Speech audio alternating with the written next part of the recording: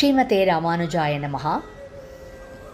சுவாமி ராமானுஷரின் பரமானுகிரகத்தாலும் ஸ்ரீ ஸ்ரீ எத்ராஜஜீய சுவாமியின் நிர்ஹேதுக கிருப்பையாலும் நம்முடைய ஸ்ரீமடத்தில் ஆழ்வார் ஆச்சாரியர்கள் திருநக்ஷத்திரங்களும் உபன்யாசங்களும் காலக்ஷேபங்களும் மிகவும் கோலாகலமாக தொடர்ந்து நடைபெற்று வருகிறது. அந்த வரிசையில் தற்பொழுது பக்தாமிர்தம் என்ற தலைப்பில் சுவாமி நம்மாழ்வார் திருநக்ஷத்திரத்தை முன்னிட்டு மே மாதம் 14ஆம் தேதி முதல் சிறப்பு உபன்யாசத் தொடர் நடைபெற வேண்டும் என்பது நம் ஜிய சுவாமியின் திருவுள்ளம். அதற்கு அனுகுணமாக நம்முடைய ஸ்ரீமடத்தில் மதுரகவி ஆழ்வார் அருளி செய்த கண்ணினுன் சிறுத்தாம்பு என்ற கிரந்தத்திலிருந்து அனுதினமும் ஒரு பாசுரத்தை பல்வேறு மகனீயர்கள் தினமும் காலை 7:30 மணிக்கு ஆன்லைனில் சாதிக்க இருக்கிறார்கள். ஆஸ்திக அன்பர்கள் அனைவரும் இந்த சிறப்பு உபன்யாசத் தொடரை கேட்டு பயன்பெறுமாறு பிரார்த்தித்துக் கொள்கிறோம். ஸ்ரீமதே ராமானுஜாய நமஹா. நன்மையால் மிக்க நான்மறையாளர்கள் புன்மையாக கருதுவர் ஆதலின் அன்னையாய் அத்தனாய் என்னையாண்டிடும் தன்மையான் சடகோபன் என் நம்பியே.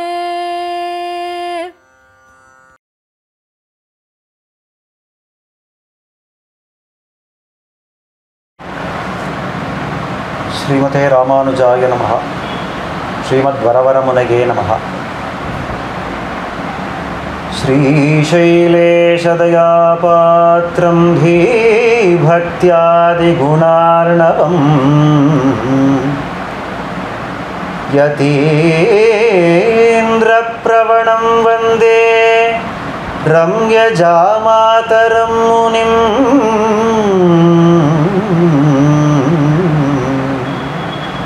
யோ நித்யமच्युतपदाम्बुजयुग्मरुक्म व्यामोहतस्तदितराणि तृणाय मेने. अस्मद्गुरोर्भगवतोऽस्य दयैकसिन्धोः रामानुजस्य चरणो शरणं प्रपद्ये. माता पिता युवतयस्तनया विभूतिः सर्वं यदेव नियमेन मदन्वयाना. आद्यस्य नः कुलपतेः वकुलाभिरामो श्रीमत्तदङ्घ्रियुगलं प्रणमामि मूर्ध्ना.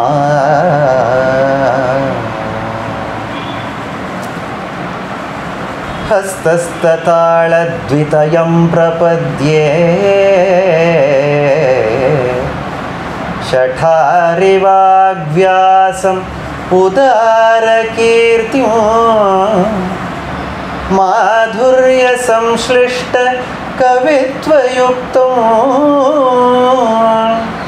महत्त्वसंभावित बुद्धितत्त्वम्.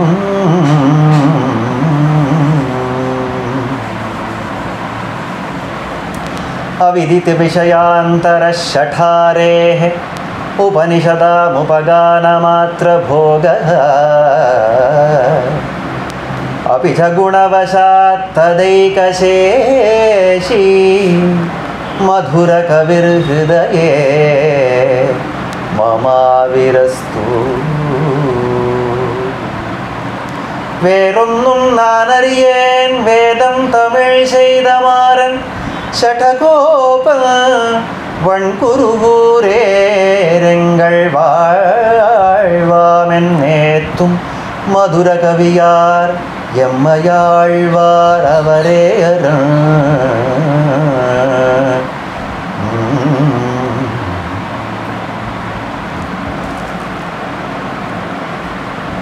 ಶ್ರೀಮದ್ವೇದಮಾರ್ಗ ಪ್ರತಿಷ್ಠಾಪನಾಚಾರ್ಯೋಭಯ ವೇದಾಂತ ಪ್ರವರ್ತಕಾಚಾರ್ಯರಾದ ಪರಮಹಂಸ ಪರಿವ್ರಾಜಕಾಚಾರ್ಯರಾದ ಶ್ರೀ ಯದುಗಿರಿ ಯತಿರಾಜ ನಾರಾಯಣ ರಾಮಾನುಜ ಜೀಯರ್ ಸ್ವಾಮಿಗಳವರ ಅಡಿದಾವರೆಗಳಲ್ಲಿ ಸಾಷ್ಟಾಂಗ ಪ್ರಣಾಮಗಳನ್ನು ಸಲ್ಲಿಸುತ್ತಾ ದಾಸನ 2 ಭಿನ್ನಹಗಳನ್ನು ಪ್ರಾರಂಭಿಸುತ್ತೇನೆ.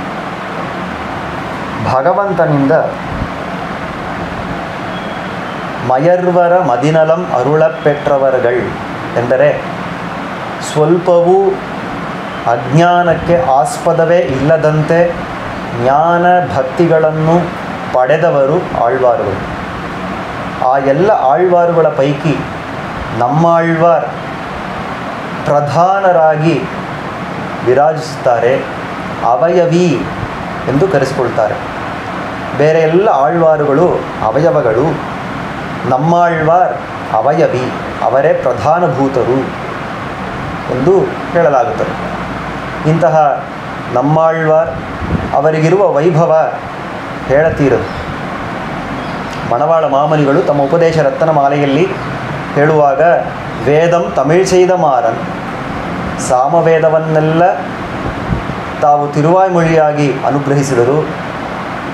ಉಳಿದ 3 ವೇದಗಳು ಅಂದರೆ ಋಗ್ವೇದ, ಯಜುರ್ವೇದ, ಅಥರ್ವಣ ವೇದಗಳನ್ನು ಕ್ರಮವಾಗಿ ತಿರುವಿರುತ್ತಂ, ತಿರುವಾಸಿರಿಯಂ, ಪೆರಿಯ ತಿರುವಂದಾದಿ ಎನ್ನುವ 3 ದಿವ್ಯ ಪ್ರಬಂಧಗಳಲ್ಲಿ ಆ ವೇದಗಳ ಸಾರವನ್ನು ಅನುಗ್ರಹಿಸಿದರು.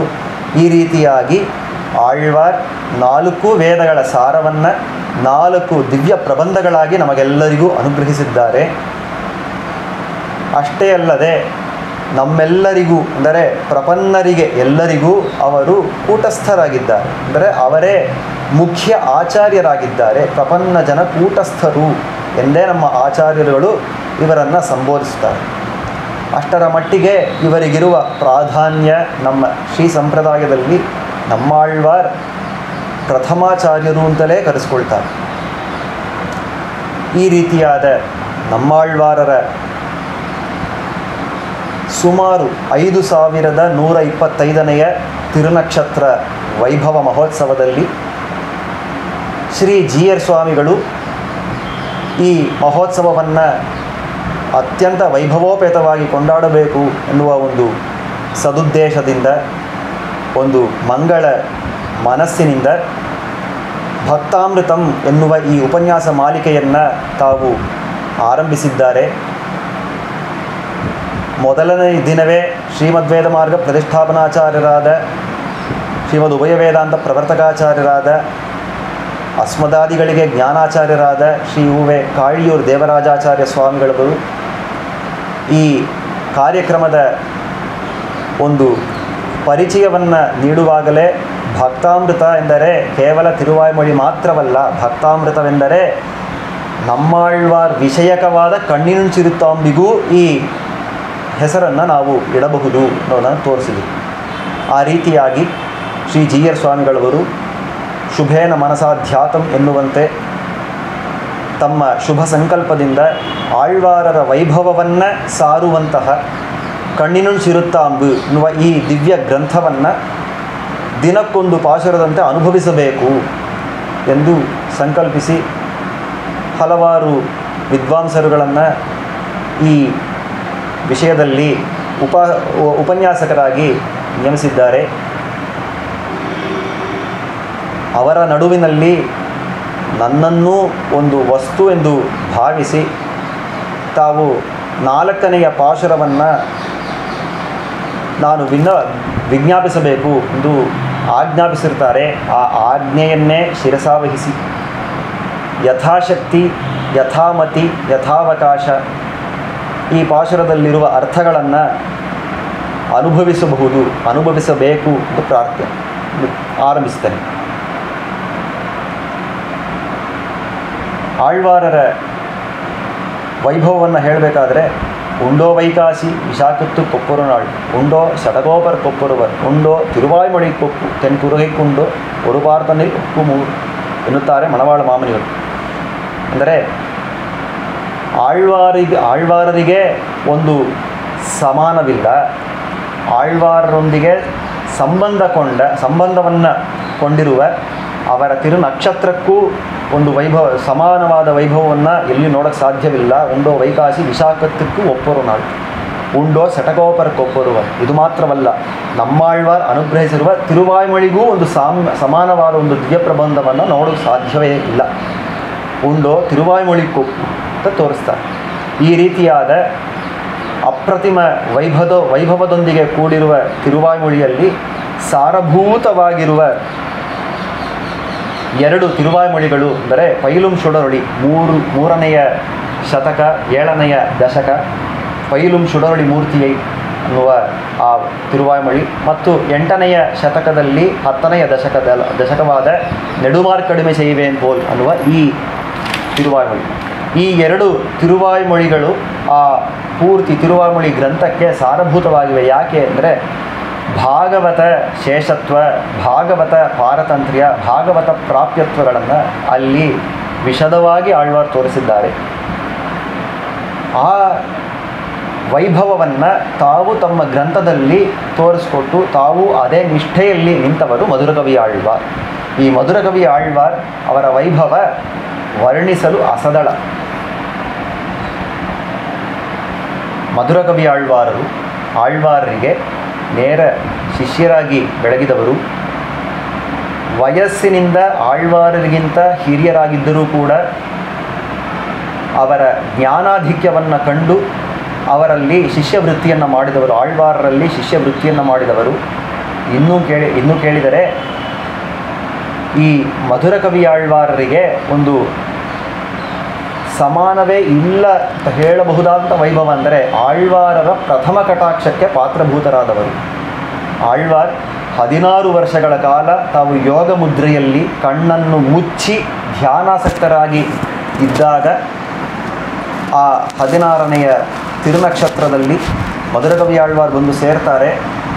ಬಂದು ಸೇರಿದಾಗ ಆಳ್ವಾರ್ ಕಣ್ಣು ಬಿಟ್ಟು ಈ ಲೋಕದಲ್ಲಿ ಪ್ರಪ್ರಥಮವಾಗಿ ಕಟಾಕ್ಷಿಸಿದ ಒಬ್ಬ ವ್ಯಕ್ತಿ ಎಂದರೆ ಅವರು ಮಧುರಕವಿ ಆಳ್ವಾರ್. ಅಂತಹ ವೈಭವಕ್ಕೆ ಪಾತ್ರರಾಗಿರುವ ಮಧುರಕವಿ ಆಳ್ವಾರರು ತಿರುಕೋಳೂರು ಎಂಬ ದಿವ್ಯ ದೇಶದಲ್ಲಿ ಚಿತ್ರ ಮಾಸದಲ್ಲಿ ಅಂದರೆ ಮೇಷ ಮಾಸದಲ್ಲಿ ಚಿತ್ರ ನಕ್ಷತ್ರದಲ್ಲಿ ಅವತರಿಸಿದವರು.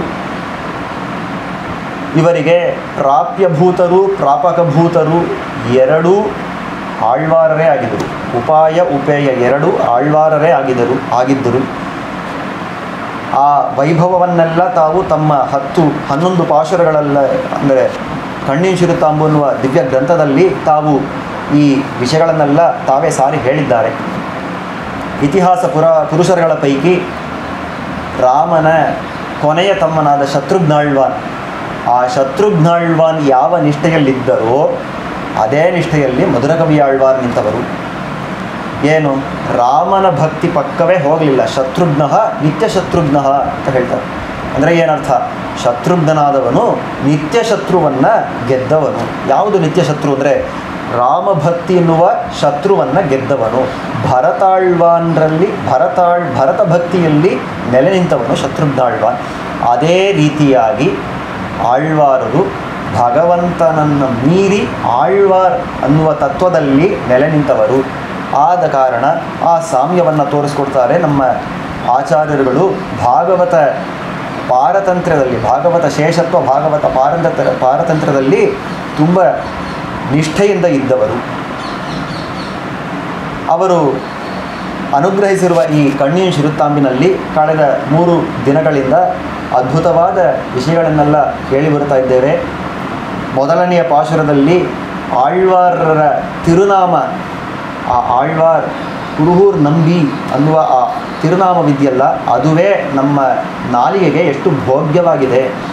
ಆಳ್ವಾರ ಮಧುರಕವಿ ಆಳ್ವಾರರ ನಾಲಿಗೆಗೆ ಎಷ್ಟು ಭೋಗ್ಯವಾಗಿದೆ ಅನ್ನೋದನ್ನು ಹೇಳಿದರು.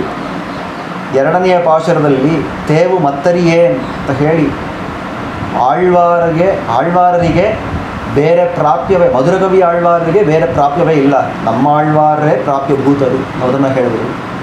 ಮೂರನೆಯ ಪಾಶುರದಲ್ಲಿ ತಿರಿದಂತಾಗಿಲು ದೇವಬಿರಾನುಡೈ ಕರಿಯಕೋಲಂ ತಿರುವುರು ಕಾಣ್ಬನ್ನಾನ್ ಅಂತ ಹೇಳಿ ಆ ಆಳ್ವಾರರೊಂದಿಗೆ ಸೇರಿದ ಕಾರಣವಾಗಿ ತಮಗೆ ದೊರೆತ ಫಲವನ್ನು ಅವರು ವಿವರಿಸಿದರು. ಭಗವಂತನ ಸಾಕ್ಷಾತ್ಕಾರವನ್ನು ವಿವರಿಸಿದರು. ಈ ರೀತಿಯಾಗಿ 3 ಪಾಶುರಗಳನ್ನು ಅನುಗ್ರಹಿಸಿದ ಆಳ್ವಾರ್ ಮಧುರಕವಿ ಆಳ್ವಾರರು ಇದೀಗ 4ನೆಯ ಪಾಶುರದಲ್ಲಿ ಒಂದು ಅದ್ಭುತವಾದ ವಿಷಯವನ್ನು ತೋರಿಸಿಕೊಡ್ತಾರೆ. ಆರಂಭದಲ್ಲಿ ಹೇಳಬೇಕಾದ್ರೆ ಎನ್ನಪ್ಪನಿಲ್ ನಣ್ಣಿ ತೆನ್ ಕುರುಹೂರ್ ನಂಬಿ ಎನ್ನ ಕಾಲ್ ಅಣ್ಣಿಕ್ಕು ಮಮದೂರು ನಿನ್ನಾವು ಕೇಂದ್ರ. ಅಂದರೆ ಭಗವಂತನಿಗಿಂತಲೂ ಅವನ ಹೆಸರಿಗಿಂತಲೂ ಆಳ್ವಾರರ ಹೆಸರು ನನಗಿನ್ನೂ ರಹಸ್ಯವಾಗಿದೆ ಅಂತ ಹೇಳಿದರು. ಅದೇ ರೀತಿ ತೇವು ಮತ್ತರಿಯೇ ನನಗೆ ಬೇರೆ ದೇವತೆ ಅಂದರೆ ಗೊತ್ತಿಲ್ಲ ಅಂತ ಹೇಳಿದರು. ಈ ರೀತಿಯೆಲ್ಲ ಹೇಳಿದ ಆಳ್ವಾರರು ದಿಢೀರೆಂದು 3ನೇ ಪಾಶುರದಲ್ಲಿ ದೇವಬಿರಾನೊಡೆಯ ಕರೆಯಕೋಲ ತಿರುವುರು ಕಾಣ್ಬನ್ನ ಭಗವಂತನ ಅದ್ಭುತವಾದ ತಿರುಮೇನಿಯ ಸೌಂದರ್ಯವನ್ನು ನಾನು ಕಂಡೆ ಅಂತ ಹೇಳೋಕ್ಕೆ ಏನು ಕಾರಣ? ಸುತ್ತಿ ಇದ್ದವರು ಕೇಳಿದ್ರು, ಮಧುರಕವಿ ಆಳ್ವಾರರನ್ನು ಕೇಳಿದ್ರು, ಏನು ಸ್ವಾಮಿ ಈಗ ತಾನೇ ನಮ್ಮ ಆಳ್ವಾರರ ಹೊರತಾಗಿ ಬೇರೆ ಯಾರೂ ಗೊತ್ತಿಲ್ಲ ಅಂತ ಹೇಳಿದ್ರಿ, ಭಗವಂತನಿಗಿಂತ ಶ್ರೇಷ್ಠ ನನಗೆ ನಮ್ಮ ಆಳ್ವಾರ ಅಂತ ಹೇಳಿದ್ರಿ, ಆದರೆ ಈಗ ತುಂಬ ಆಸೆಯಿಂದ ಭಗವಂತನ ನೋಡಿದೆ ಅಂತ ಹೇಳ್ತಿರಲ್ಲ, ಇದು ನ್ಯಾಯವಾ ಅಂತ ಕೇಳಿದ್ರೆ ಅಲ್ಲಿ ಮಧುರಕವಿ ಆಳ್ವಾರ್ ಹೇಳ್ತಾರೆ, ಬೇರೆ ಏನೂ ಇಲ್ಲ, ನಾನು ಎಂತಹ ನೀಚ, ಅಂತಹ ನೀಚನಾದ ನನ್ನನ್ನು ಕೂಡ ಆಳ್ವಾರರು ನಿರ್ಹೇತುಕ ಕೃಪಾ ಕಟಾಕ್ಷದಿಂದ ಒಂದು ವಸ್ತುವನ್ನಾಗಿಸಿ ತಮ್ಮ ಕೈಂಕರ್ಯದಲ್ಲಿ ತೊಡಗಿಸ್ಕೊಂಡ್ರಲ್ಲ, ಈ ಉಪಕಾರವನ್ನು ನಾನು ಅನುಸಂಧಾನ ಮಾಡಿದರೆ, ಆಳ್ವಾರರ ಈ ಸೌಶೀಲ್ಯವನ್ನು ನಾನು ಅನುಸಂಧಾನ ಮಾಡಿದರೆ ಅವರಿಗೆ ತುಂಬ ಪ್ರಿಯವಾದ ವಿಷಯವನ್ನು ನಾನು ಪ್ರಿಯವಾಗಿ ಆಚರಣೆ ಮಾಡೋದು ನ್ಯಾಯವೇ ತಾನೆ? ಆದ ಕಾರಣ ನಾನು ಮಾಡ್ತಾ ಇದ್ದೇನೆ. ತಕ್ಷಣ ಪಕ್ಕದಲ್ಲಿದ್ದವರು ಕೇಳಿದ್ರು, ಹೌದು, ಹಾಗಿದ್ದರೆ ನಿಮಗೆ ಯಾವ ದೋಷವಿದೆ ಅದನ್ನು ಆಳ್ವಾರರು ಹೇಗೆ ಹೋಗಿಸಿದ್ರು ಅದನ್ನು ಸ್ವಲ್ಪ ಹೇಳ್ತೀರಾ? ಅಂದರೆ ಆ ವಿಷಯವನ್ನು ಈಗ ಈ ಪಾಶುರದಲ್ಲಿ ಹೇಳ್ತಾರೆ. ಅದ್ಭುತವಾದ ಪಾಶುರ. ನನ್ಮಯಾಲ್ ಮಿಕ್ಕ ನಾನ್ಮರೆಯಾಳர்கள் புன்மையாக கருதுவராதலில் அன்னையாய் அத்தனாய் என்னை ஆண்டிடும் தன்மையாய் ಶಟಕೋಪನ್ ಎನ್ ನಂಬಿಯೇ. ಅದ್ಭುತವಾದ ಪಾಶುರ. ಏನು ಹೇಳ್ತಾರೆ? ನನ್ಮಯಾಲ್ ಮಿಕ್ಕ ನಾನ್ಮರೆಯಾಳர்கள். ನನ್ಮಯಾಲ್ ಮಿಕ್ಕ, ನನ್ಮಯಾಲ್ ಮಿಕ್ಕ ಅಂದರೆ ಏನರ್ಥ? ನನ್ಮೈ ಅಂದರೆ ಮೊದಲಿಗೆ ಹೇಳ್ತಾರೆ, ನನ್ಮಯಾಲ್ ಮಿಕ್ಕ ನಾನ್ಮರೆಯಾಳர்கள் ಅಂದರೆ ಆತ್ಮಗುಣ ಪೂರ್ತಿಯನ್ನು ಹೊಂದಿ ಸಂಸಾರಿಗಳಿಗೆ ಆಶ್ರಯಣೀಯರಾಗಿರುವವರು. ಎಲ್ಲ ಸಂಸಾರಿಗಳು ಇವರನ್ನು ಹೋಗಿ ಆಶ್ರಯಿಸತಕ್ಕವರು, ಅಂದರೆ ಆಚಾರ್ಯ ಪದವಿಯನ್ನು ನಿರ್ವಹಿಸತಕ್ಕವರು ಅವರು ನನ್ಮಯಾಲ್ ಮಿಕ್ಕ ನಾನ್ಮರೆಯಾಳர்கள். ನನ್ಮೈ ಅಂದ್ರೇನು? ಒಳಿತು ಅಂದರೆ ಯಾವುದು ಅಂದರೆ ಅದನ್ನು ಹೇಳ್ತಾರೆ, ತುಂಬ ಆಶ್ಚರ್ಯವಾಗಿ ಹೇಳ್ತಾರೆ. ಗುಣ ದೋಷ ಅನ್ನೋ 2 ವಿಷಯಗಳು ಇದೆ ಲೋಕದಲ್ಲಿ. ಆ ಎರಡೂ ವಿಷಯಗಳು ಒಂದೇ ಆಶ್ರಯದಲ್ಲಿದ್ದರೆ, ಅಂದರೆ ಒಂದೇ ವ್ಯಕ್ತಿಯಲ್ಲಿ ಗುಣಗಳೂ ಇದೆ ದೋಷಗಳೂ ಇದೆ ಅಂತಾದರೆ, ಅಂತಹ ವ್ಯಕ್ತಿಯಲ್ಲಿ ದೋಷಗಳನ್ನು ಪರಿಗಣಿಸದೆ ಕೇವಲ ಗುಣಗಳನ್ನು ಪರಿಗಣಿಸಿದರೆ, ಆ ಗುಣಗಳನ್ನು ಇಟ್ಕೊಂಡು ಆ ವ್ಯಕ್ತಿಯನ್ನು ಅಂಗೀಕರಿಸಿದರೆ ಆ ಅಂಗೀಕಾರಕ್ಕೆ ನನ್ಮೈ ಅಂತ ಹೆಸರು. ಆ ವ್ಯಕ್ತಿ ನನ್ಮೈ ಅಂದರೆ ಒಳಿತನ್ನು ಹೊಂದಿದ್ದಾನೆ, ಒಳ್ಳೆಯ ಗುಣವನ್ನು ಹೊಂದಿದ್ದಾನೆ ಅಂತ ಹೇಳ್ಬೋದು. ಗುಣ ದೋಷಗಳು ಎರಡೂ ಇದ್ದು ದೋಷಗಳನ್ನು ಬಿಟ್ಟು ಗುಣಗಳನ್ನು ಸ್ವೀಕರಿಸಿದರೆ ಅಂತಹ ವ್ಯಕ್ತಿಗೆ ನನ್ಮೈ ಇದೆ ಅಂತ ಹೇಳ್ಬೋದು. ನನ್ಮಯಾಲ್ ಮಿಕ್ಕಿರುಕ್ಕೈ ಅಂದರೆ ಏನರ್ಥ? ಆ ನನ್ಮೈ ಒಳಿತಿನ ಅತಿಶಯ ಯಾವುದು ಅಂದರೆ ಆ ಇನ್ನೊಂದು ವ್ಯಕ್ತಿಯಲ್ಲಿ ಗುಣಗಳೇ ಇಲ್ಲ, ಕೇವಲ ದೋಷಗಳಿವೆ ಅಂದಾಗಲೂ ಸರಿ, ಈ ದೋಷಗಳನ್ನೇ ನಾನು ಸ್ವೀಕಾರ ಮಾಡ್ತೀನಿ ಅಂತ ಹೇಳಿ ಅದನ್ನು ಸ್ವೀಕಾರ ಮಾಡೋದಾರಲ್ಲ, ಈ ರೀತಿಯಾಗಿರೋರಿಗೆ ನನ್ಮಯಾಲ್ ಮಿಕ್ಕವರ್ಗಳು ಅಂತ ಹೇಳ್ತಾರೆ. ಗುಣಗಳೇ ಇಲ್ಲದಾಗಿಯೂ ಕೇವಲ ದೋಷಗಳನ್ನೇ ಉಪಹಾರವಾಗಿ ಸ್ವೀಕರಿಸಿ ಅವರನ್ನು ಅಂಗೀಕರಿಸೋದಕ್ಕೆ ನನ್ಮಯಾಲ್ ಮಿಕ್ಕಿರುಕ್ಕೈ ಅರ್ಥವನ್ನು ತೋರಿಸ್ತಾರೆ ಆಚಾರ್ಯರು. ತಕ್ಷಣ ಕೇಳಿದರು, ಈ ಆಚಾರ್ಯರುಗಳೆಲ್ಲ, ಈ ಮಹಾನ್ಗಳೆಲ್ಲ ಯಾತಕ್ಕಾಗಿ ಈ ನನ್ಮಯಾಲ್ ಮಿಕ್ಕವರ್ಗಳು ಅಂತ ಈ ರೀತಿಯಾಗಿದ್ದಾರೆ? ಈ ಒಳಿತಿನ ಅತಿರೇಕ ಆ ಕಾಷ್ಟೆ ಅವರಿಗೆ ಯಾತಕ್ಕಾಗಿ ಬಂತು? ಅತಿರೇಕ ಯಾತಕ್ಕಾಗಿ ಬಂತು ಅಂದರೆ, ನಾನ್ಮರೆಯಾಳರುಗಳು 4 ವೇದವನ್ನು ಚೆನ್ನಾಗಿ ಅರಿತವರು, ಆ ವೇದದ ತಾತ್ಪರ್ಯವನ್ನು ಚೆನ್ನಾಗಿ ಅರಿತವರು. ಆದ ಕಾರಣ ಇವರೆಲ್ಲ ಈ ರೀತಿಯಾಗಿ ಒಂದು ದೋಷಗಳನ್ನು ಗುಣವಾಗಿ ಕೊಳ್ಳುವ ಸಾಮರ್ಥ್ಯದೊಂದಿಗೆ ಕೂಡಿದ್ದಾರೆ. ಅದನ್ನು ಹೇಳ್ತಾರೆ. ನಾನ್ಮರೆ ಅಂದರೆ ಏನು ವೈಭವ ಸ್ವಾಮಿ? ಅದಕ್ಕೆ ಏನಾದರೂ ವೈಭವ ಉಂಟಾ? ವೇದವನ್ನು ಕಲಿತುಬಿಟ್ರೆ ಎಲ್ಲರ ದೋಷಗಳನ್ನು ನಾವು ಸ್ವೀಕಾರ ಮಾಡೋಕ್ಕೆ ಆರಂಭಿಸ್ಬೇಕಾ? ಅಂದರೆ ತಿರುಮಂಗೈ ಆಳ್ವಾರ್ ಅದ್ಭುತವಾದ ಒಂದು ಪಾಶುರದಲ್ಲಿ ಹೇಳ್ತಾರೆ, ಕತ್ತಿಲೇನ್ ಕಲೆಗಳು ಕಳೆಗಣಿನ್ ಉಲಗಿಲ್ ಕಂಡವ ತಿರಿದಂದೇನೇலும் பெத்திலேன் அதனால் பேதையே நன்மை பெருநிலத்தாறு இருக்கெல்லாம் செத்தமே வேண்டி திரிதர்வேன் தவிர்ந்தேன் செல்கதி குய்யுமாரெಣ್ಣಿ ನತೃಣಯಾಗ ಪತ್ತಿನೇನಡಿಯೇ ನಾರಾಯಣವೆನ್ನುಂ ನಾಮ. ಅದ್ಭುತವಾದ ಭಾಷಣ. ಇದರಲ್ಲೇನು ಹೇಳ್ತಾರೆ? ಪೆತ್ತಿಲೇನ್ ಅದனால் ಪೇದೆಗೆ ನನ್ಮೈ, ನಾನು ಒಳಿತನ್ನು ಹೊಂದಲಿಲ್ಲ ಅಂತ. ಯಾತಕ್ಕಾಗಿ ಒಳಿತನ್ನು ಹೊಂದಲಿಲ್ಲ ಅಂದರೆ ಅದಕ್ಕೆ ಕಾರಣವನ್ನು ಹೇಳಬೇಕಾದ್ರೆ ಇದಕ್ಕೆ ಮುಂಚಿನ ಒಂದು ವಾಕ್ಯದಲ್ಲಿ ಹೇಳ್ತಾರೆ, ಕತ್ತಿಲೇನ್ ಕಲೆಗಳು ಅಂದರೆ ಈ ವೇದಗಳು, ಕತ್ತಿಲೇನ್ ಕಲೆಗಳು, ಈ ವೇದಗಳನ್ನು ನಾನು ಅರಿಯಲಿಲ್ಲ. ಆದ ಕಾರಣ, ಈ ವೇದಗಳನ್ನು ಕಲಿಯದ ಕಾರಣ, ಪೆತ್ತಿಲೇನ್ ಅದಲ್ಲ ನನ್ಮೈ, ಅದರಿಂದ ಬರುವ ಒಳಿತನ್ನು ನಾನು ಹೊಂದಲಿಲ್ಲ. ಆ ಒಳಿತನ್ನು ಹೊಂದಲಿಲ್ಲ ಅಂದರೆ ಅದರಿಂದ ಏನಾಯಿತು ಅಂದರೆ ಸೆತ್ತಮೇ ವೇಂಡಿ ತಿರಿತರವೆ ಪೆರುನಿಲತ್ತಾರು ಇರಕ್ಕೆಲ್ಲ ಸೆತ್ತಮೇ ವೇಂಡಿ ತಿರಿತರವೆ. ಈ ಜಗತ್ತಿನಲ್ಲಿರುವ ಎಲ್ಲ ಜೀವರಾಶಿಗಳಿಗೂ ಕೇಡನ್ನೇ ಬಯಸಿ ನಾನು ತಿರುಗಿದನೇ ಹೊರತು ಅವುಗಳಲ್ಲಿರುವ ದೋಷವನ್ನು ಸ್ವೀಕಾರ ಮಾಡಿ ಅವುಗಳನ್ನು ಅಂಗೀಕಾರ ಮಾಡಿ ಒಳ್ಳೆಯದನ್ನು ಮಾಡಬೇಕು ಅನ್ನೋ ಆ ಶುಭ ಮನಸ್ಸು ನನಗೆ ಬರಲೇ ಇಲ್ಲ. ಯಾತಕ್ಕೆ ಅಂದರೆ ವೇದಗಳು ನನಗೆ ಗೊತ್ತಾಗಲಿಲ್ಲ, ಮುಂಚಿನ ಕಾಲದಲ್ಲಿ ನನಗೆ ಗೊತ್ತಿರಲಿಲ್ಲ ಅಂತ ಹೇಳ್ತಾರೆ. ಅಂದರೆ ಆಳ್ವಾರರೇ ತೋರಿಸುವಂತೆ ವೇದಗಳನ್ನು ಚೆನ್ನಾಗಿ ಬಲ್ಲವರು, ಅದರ ತಾತ್ಪರ್ಯಾಂಶವನ್ನು ಚೆನ್ನಾಗಿ ಬಲ್ಲವರು ಹೇಗಿರ್ತಾರೆ ಅಂದರೆ ಮತ್ತೊಬ್ಬರ ದೋಷಗಳನ್ನೂ ಗುಣವಾಗಿಕೊಂಡು ಅದನ್ನೇ ಉಪಹಾರವಾಗಿಕೊಂಡು ಅವರನ್ನು ಅಂಗೀಕರಿಸ್ತಾರೆ ಅನ್ನುವುದನ್ನು ಹೇಳ್ತಾರೆ. ಈ ರೀತಿಯಾಗಿ ನಾನ್ಮರೆಯಾಳರುಗಳು, ಈ 4 ವೇದಗಳನ್ನು ಕಲ್ತಿರೋರು, ಅದರ ತಾತ್ಪರ್ಯಾಂಶವನ್ನು ಕಲಿತಿರೋರು ನನ್ಮಯಾಲ್ ಮಿಕ್ಕವರುಗಳು ಅದನ್ನು ಹೇಳ್ತಾರೆ. ಅದಕ್ಕೆ ಯಾರಾದರೂ ಉದಾಹರಣೆ ಇದ್ದಾರೋ? ಈ ರೀತಿಯಾಗಿ ವೇದದ ತಾತ್ಪರ್ಯ ಅಂಶವನ್ನು ಅಂದರೆ ಆ ವೇದದ ತಾತ್ಪರ್ಯ ಅಂದರೆ ಏನರ್ಥ ಅಂದರೆ ಆಂಡ್ರಶಂಸ್ಯ, ಕರುಣೆ.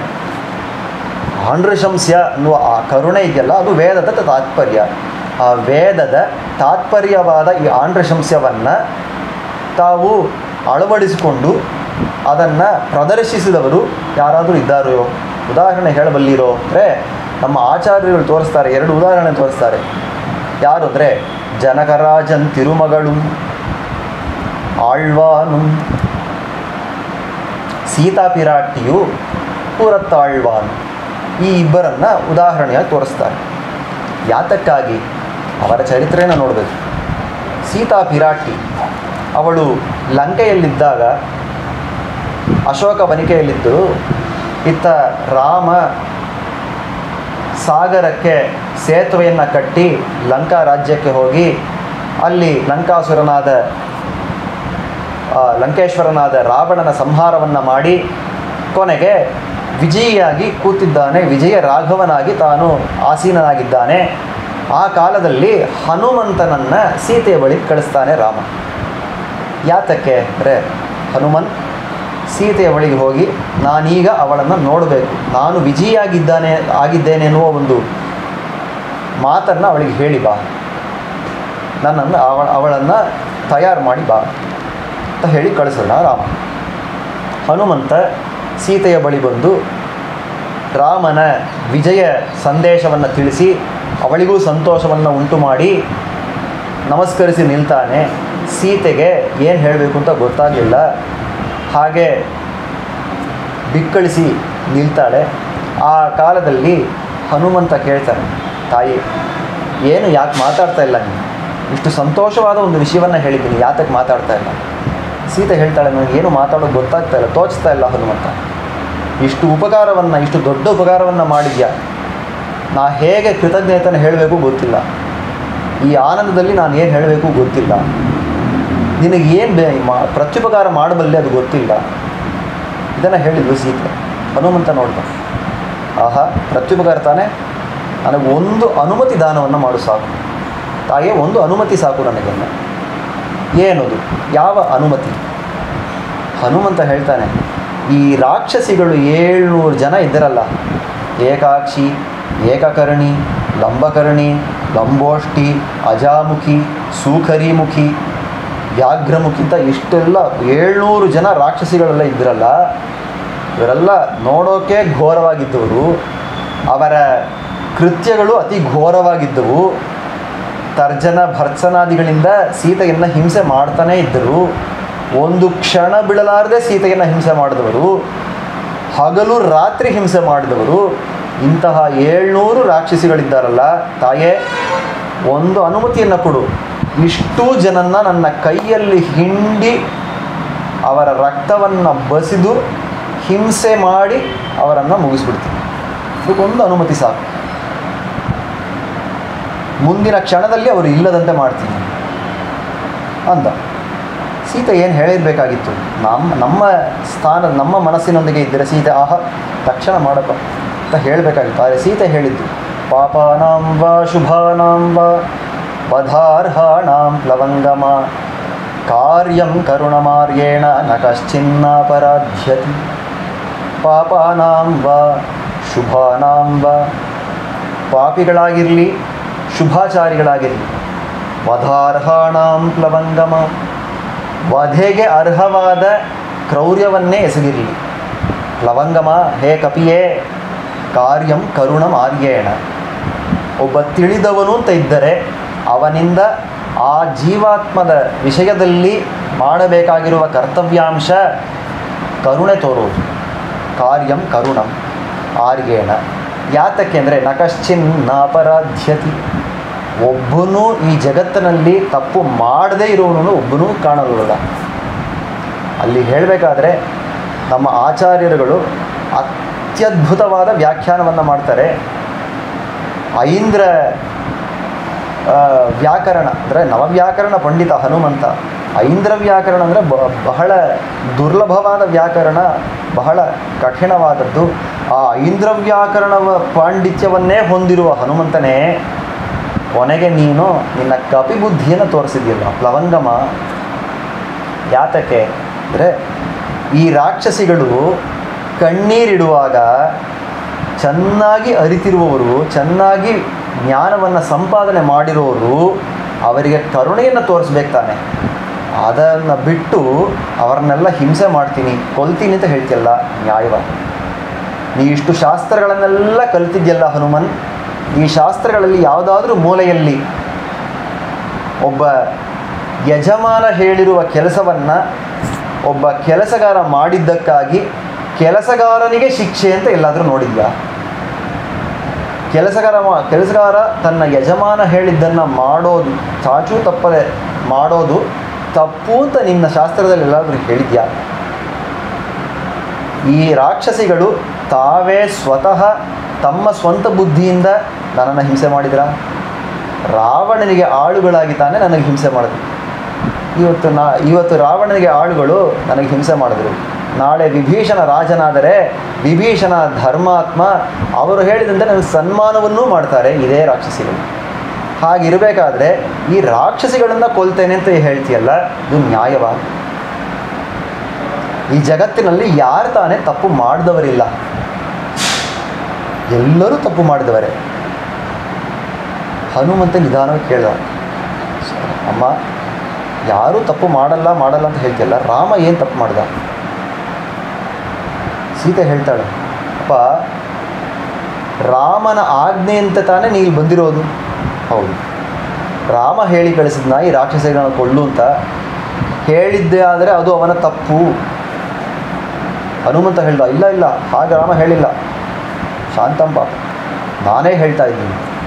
ಅವಾಗ ಕೇಳ್ತಾಳೆ ಸೀತೆ, ರಾಮನ ಆಜ್ಞೆ ನನ್ನನ್ನು ನೋಡಿ ಬಾ ಅಂತ ಹೇಳಿದ್ನ, ಸೀತೆಯನ್ನು ನೋಡಿ ಬಾ ಅಂತ ಹೇಳಿದ್ನ, ಸ್ತ್ರೀವಧವನ್ನು ಮಾಡಿ ಬಾ ಅಂತ ಹೇಳಿದ್ನ? ಸ್ತ್ರೀವಧವನ್ನು ಮಾಡು ಅಂತ ರಾಮ ಹೇಳಿದರೆ ಅದು ರಾಮನ ತಪ್ಪು.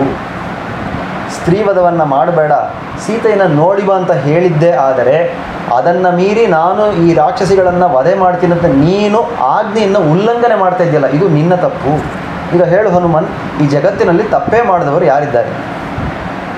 ನಕಶ್ಚಿನ್ ನಾಪರಾಧ್ಯತೆ, ಯಾರೂ ಇಲ್ವಲ್ಲ. ಹಾಗಿರಬೇಕಾದ್ರೆ ಇವರನ್ನು ಯಾತಕ ಕೊಲ್ಲಬೇಕು? ಈ ರಾಕ್ಷಸಿಗಳನ್ನು ಕೊಲ್ಲೋದಕ್ಕೆ ನಾನು ಅನುಮತಿಯನ್ನು ಕೊಡೋದಿಲ್ಲ ಹೇಳಿದರು ಸೀತೆ. ಇಷ್ಟಕ್ಕೂ ಈ ಸೀತೆಯಲ್ಲಿ ಈ 700 ಜನ ರಾಕ್ಷಸಿಗಳು ಬಂದು ಶರಣಾಗತಿ ಮಾಡಿದ ಹಾಗೆಯೂ ಆಮೇಲೆ ಸೀತೆ ಇವಳಿಗೆ ಕರುಣೆ ತೋರಿಸಿದ ಹಾಗೆಯೂ ನಾವೆಲ್ಲ ಭಾವಿಸಿದರೆ ಅದು ತಪ್ಪು. ಅವರು ಯಾರೂ ಈ ಶರಣಾಗತಿಯನ್ನು ಮಾಡದ ಕಾಲದಲ್ಲಿಯೂ ಅವರಿಗೆ ತಾನೇ ರಕ್ಷಣೆಯನ್ನು ಕೊಡ್ತೀನಿ ಅಂತ ಹೇಳಿ ರಕ್ಷಣೆಯನ್ನು ಕೊಟ್ಟಳು ಸೀತೆ.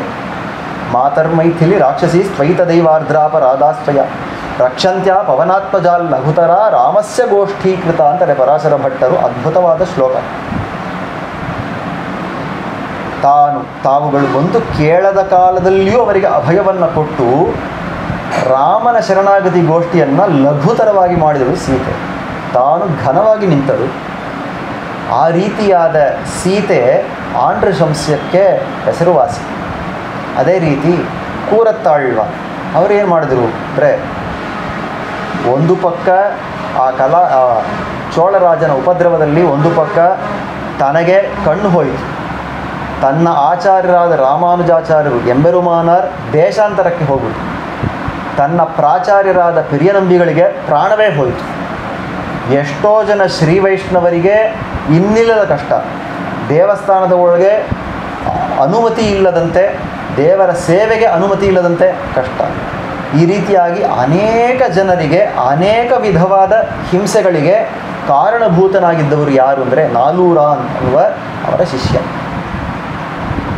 ನೋಡ್ತಾರೆ, ಈ ನಾಲೂರಾನ್ ಮಾಡಿದ ಒಂದು ಅಪಚಾರದಿಂದ ಇಷ್ಟು ಜನರಿಗೆ ಅವಯವದೊಂದಿಗೆ ಎಲ್ಲ ರೀತಿಯಾದ ಹಿಂಸೆ ಆಗಿದೆಯಲ್ಲ. ಹಾಗಿರಬೇಕಾದ್ರೆ ಇವನಿಗೆ ಮೋಕ್ಷ ಎಲ್ಲಾದರೂ ಸಿಗತ್ತೆಯೇ? ಸಾಧ್ಯವೇ ಇಲ್ಲ. ಕೂರತ್ತಾಳ್ವಾನ್ ಕೊನೆಯಲ್ಲಿ ದೇವರಾಜ ಪೆರುಮಾಳ್ ವರದರಾಜನ ಮುಂದೆ ನಿಂತು ಪ್ರಾರ್ಥಿಸುವಾಗ ತಮಗೆ ಕಣ್ಣನ್ನು ಪ್ರಾರ್ಥಿಸಬೇಕು ಅಂತ ಆಚಾರ್ಯರು ಹೇಳಿದ್ದರೂ ಕೂಡ ಅದನ್ನು ಪ್ರಾರ್ಥಿಸದೆ ಅವರು ನೇರವಾಗಿ ಅಲ್ಲಿ ವರದರಾಜನಲ್ಲಿ ಮೊದಲಿಗೆ ಪ್ರಾರ್ಥಿಸಿದ್ದು ಏನು ಅಂದರೆ, ಈ ಅಪಚಾರವನ್ನು ಪಟ್ಟಿರುವ ನಾಲೂರಾನ್ ಕೂಡ ನಾನು ಯಾವ ಮೋಕ್ಷಕ್ಕೆ ಹೋಗ್ತೀನೋ ಅಲ್ಲಿ ಬಂದು ಸೇರಬೇಕು. ಇದನ್ನು ಕೇಳಿದ್ರಲ್ಲ, ನಾಲೂರಾಂಗನಕ್ಕೂ ಮುಕ್ತಿ ನಲ್ಗಿನಾನ್ ವಾಳಿ ಅಂತ ಆ ವಾಳಿ ತಿರುನಾಮದಲ್ಲಿ ನಾವು ನೋಡ್ತೀವಿ. ಆ ರೀತಿಯಾಗಿ ಆ ನಾಲೂರಾನಿಗೂ ಮುಕ್ತಿಯನ್ನು ಕೇಳಿದರು. ಇಷ್ಟಕ್ಕೂ ಆ ನಾಲೂರಾನ್ ಬಂದು ಶರಣಾಗತಿಯನ್ನು ಮಾಡಿ ನನ್ನದು ಅಪರಾಧವಾಯಿತು, ನನ್ನ ಕ್ಷಮಿಸಬೇಕು ಅಂತ ಕ್ಷಾಮಣವನ್ನು ಕೇಳಿ ಈ ರೀತಿಯಾಗಿ ಅವರು ಕೂರತ್ತಾಳ್ವಾನ್ ಕೇಳಿದರಾ? ಇಲ್ಲವೇ ಇಲ್ಲ. ಮತ್ತು ಹೇಗೆ ಕೇಳಿದರು ಅಂದರೆ, ಆ ನಾಲೂರಾನ್ ಪಕ್ಕವೇ ಬರದೇ ಇದ್ದಾಗಿಯೂ ಕೂರತ್ತಾಳ್ವಾನ್ ತಾವೇ ಅವನ ಉಜ್ಜೀವನಕ್ಕಾಗಿ ಅವನಿಗೆ ಮೋಕ್ಷ ಲಭಿಸಬೇಕು ಅಂತ ಕೇಳಿದ್ರು. ಅಂದರೆ ಈ ರೀತಿಯಾದ ಉದಾಹರಣೆಗಳನ್ನು ನೋಡಬೇಕಾದ್ರೆ ಯಾರೂ ಬಂದು ತಾವೇ ಶರಣಾಗತಿ ಮಾಡದ ಕಾಲದಲ್ಲಿಯೂ ಆಶ್ರಯಿಸದ ಕಾಲದಲ್ಲಿಯೂ ಈ ನನ್ಮಯಾಲ್ ಮಿಕ್ಕವರ್ಗಳು ಅಂತ ಇದ್ದಾರಲ್ಲ, ಇವರು ಆ ದುಷ್ಟರನ್ನು ತಾವೇ ಅಂಗೀಕಾರ ಮಾಡಿ ಅವರನ್ನು ಸರಿದಾರಿಗೆ ತರುವವರು. ಆ ವೇದದ ತಾತ್ಪರ್ಯಾಂಶವಾದ ಆಂಡ್ರಶಂಸ್ಯದಿಂದ ಈ ಕೆಲಸವನ್ನು ಮಾಡತಕ್ಕವರು. ಈ ರೀತಿಯಾಗಿರುವವರು, ಇಂತಹವರು ಇವತ್ತೇನಾಗಿದೆ ಅಂದರೆ ನನ್ನನ್ನು ಕೈ ಬಿಟ್ರಲ್ಲ. ಈ ರೀತಿಯಾದ ನನ್ಮಯಾಲ್ ಮಿಕ್ಕ ನಾನ್ಮರೆಯಾಳರುಗಳು ಉನ್ಮಯಾಹ ಕರುದುವರು. ನನ್ನನ್ನು ನೋಡಿ ಇವನು ಒಂದು ವಸ್ತುವೇ ಅಲ್ಲ, ಇವನು ಒಂದು ದೋಷದ ಮೂಟೆ, ಪಾಪದ ಮೂಟೆ ಅಂತ ತಳ್ಳಬೇಕು ಅಂದರೆ ನಾನಿನ್ನೆಂತಹ ಪಾಪಿಷ್ಟನಾಗಿರಬೇಕು ಹೇಳ್ತಾರೆ ಆಳ್ವ, ಮಧುರ ಕವಿ ಆಳ್ವ. ಆಂಡ್ರಶಂಸ ಪ್ರಧಾನರಾದ ಇಂತಹವರೂ ಕೂಡ ನನ್ನನ್ನು ತಳ್ಳಬೇಕು, ನನ್ನನ್ನು ಕಡೆಗಣಿಸಬೇಕು ಅಂದರೆ ಇನ್ನೆಷ್ಟು ಪಾಪ ರಾಶಿಯನ್ನು ನಾನು ಮಾಡಿರಬೇಕು. ಪುನ್ಮಯಾಹ ಕರುದುವರ್ ಅಲ್ಲಿ ಹೇಳ್ತಾರೆ. ಪುನ್ಮೈ ಅಂದರೆ ಅದಕ್ಕೆ ಅರ್ಥಗಳನ್ನು ಹೇಳ್ತಾರೆ. ದುಃಖ ಅನ್ನೋದು ಒಂದರ್ಥ, ಪಾಪಗಳು ಅನ್ನೋದು ಒಂದರ್ಥ, ವಿಷಯಾಂತರ ಪ್ರಾವಣ್ಯ ಅನ್ನೋದು ಒಂದರ್ಥ, ದುರ್ಮಾನ ಅಭಿಮಾನ ಅಂದರೆ ಅಹಂಕಾರ, ದುರಹಂಕಾರ ಅಂತ ಹೇಳ್ತಾರೆ. ಈ ದುರ್ಮಾನ ಅದೊಂದು ಅರ್ಥ. ಈ ರೀತಿಯಾಗಿ ಪುನ್ಮೈ ಅನ್ನೋದಕ್ಕೆ ಇಷ್ಟೆಲ್ಲ ಅರ್ಥಗಳನ್ನು ಹೇಳ್ತಾರೆ. ಈ ಎಲ್ಲ ದೋಷಗಳಲ್ಲಿ ಯಾವುದೋ ಒಂದು ದೋಷ ಮಾತ್ರ ನನ್ನಲ್ಲಿದೆ ಅಂತ ಹೇಳ್ಬೋದಾದರೆ ಈ ಎಲ್ಲ ದೋಷಗಳು ನನ್ನಲ್ಲಿ ಸಂಪೂರ್ಣವಾಗಿದೆ ಹೇಳ್ತಾರೆ ಮಧುರ ಕವಿ ಆಳ್ವ. ಈ ಎಲ್ಲ ದೋಷಗಳು ನನ್ನಲ್ಲಿ ಸಂಪೂರ್ಣವಾಗಿದೆ. ಎಷ್ಟು ಪೂರ್ತಿಯಾಗಿದೆ ಅಂದರೆ ಇಂತಹ ನನ್ಮಯಾಲ್ಮಿಕ್ಕ ನಾನ್ಮರೆಯಾಳರುಗಳು ಉನ್ಮಯಾಹ ಕರೆದುವರು, ನನ್ನನ್ನು ದೋಷವಾಗಿಯೇ ಪರಿಗಣಿಸ್ತಾರೆ. ಈ ಭಾಷೆಯ ಒಂದು ಸ್ವಾರಸ್ಯವನ್ನು ಗಮನಿಸಬೇಕು. ಪುನ್ಮಯನಾಗ ಕರುದುವರ್ ಹೇಳಲಿಲ್ಲ. ದೋಷವನ್ನು ಹೊಂದಿದವನಾಗಿ ನನ್ನನ್ನು ಪರಿಗಣಿಸ್ತಾರೆ ಅಂತ ಹೇಳಲಿಲ್ಲ. ನನ್ನನ್ನೇ ದೋಷವಾಗಿ ಪರಿಗಣಿಸ್ತಾರೆ ಅಂತ ಹೇಳ್ತಾರೆ. ದೋಷ ಅಂತ ಒಂದು ಗುಣ ಇರೋದಾಗಿಯೂ ಆ ದೋಷದೊಂದಿಗೆ ನಾನು ಕೂಡಿರುವ ಗುಣಿ ಇರುವುದಾಗಿಯೂ ಭಾವಿಸದೆ ನಾನೇ ದೋಷವೇ ಮೂರ್ತಿವೆತ್ತವನು ನಾನು ಅಂತ ಪರಿಗಣಿಸ್ತಾರೆ. ಅಂದರೆ ಇನ್ನೆಷ್ಟರ ಮಟ್ಟಿಗೆ ಅವರಿಗೆ ಆ ಜುಗುಪ್ಸೆ ಬಂದಿರಬೇಕು ಅದನ್ನು ಹೇಳ್ತಾರೆ. ಆಳವಂದಾರ್ ಒಂದು ಅದ್ಭುತವಾದ ಶ್ಲೋಕದಲ್ಲಿ ಹೇಳ್ತಾರೆ, ಅಮರ್ಯಾದ ಕ್ಷುದ್ರ ಚಲಮತಿ ಅಸೂಯ ಪ್ರಸವಭೂಹು. ಆ ಪಾಶುರವನ್ನು ಹೇಳಬೇಕಾದ್ರೆ ತನ್ನಲ್ಲಿ ಎಲ್ಲ ದೋಷಗಳು ತುಂಬಿರುವುದಾಗಿ ಹೇಳ್ತಾರೆ. ಅಮರ್ಯಾದ ಕ್ಷುದ್ರ ಚಲಮತಿ ಅಸೂಯ ಪ್ರಸವಭೂಹು ಋಷಂಸ ಪಾಪಿಷ್ಟ. ಈ ಎಲ್ಲ ವಿಷಯವನ್ನು ಹೇಳ್ತಾರೆ.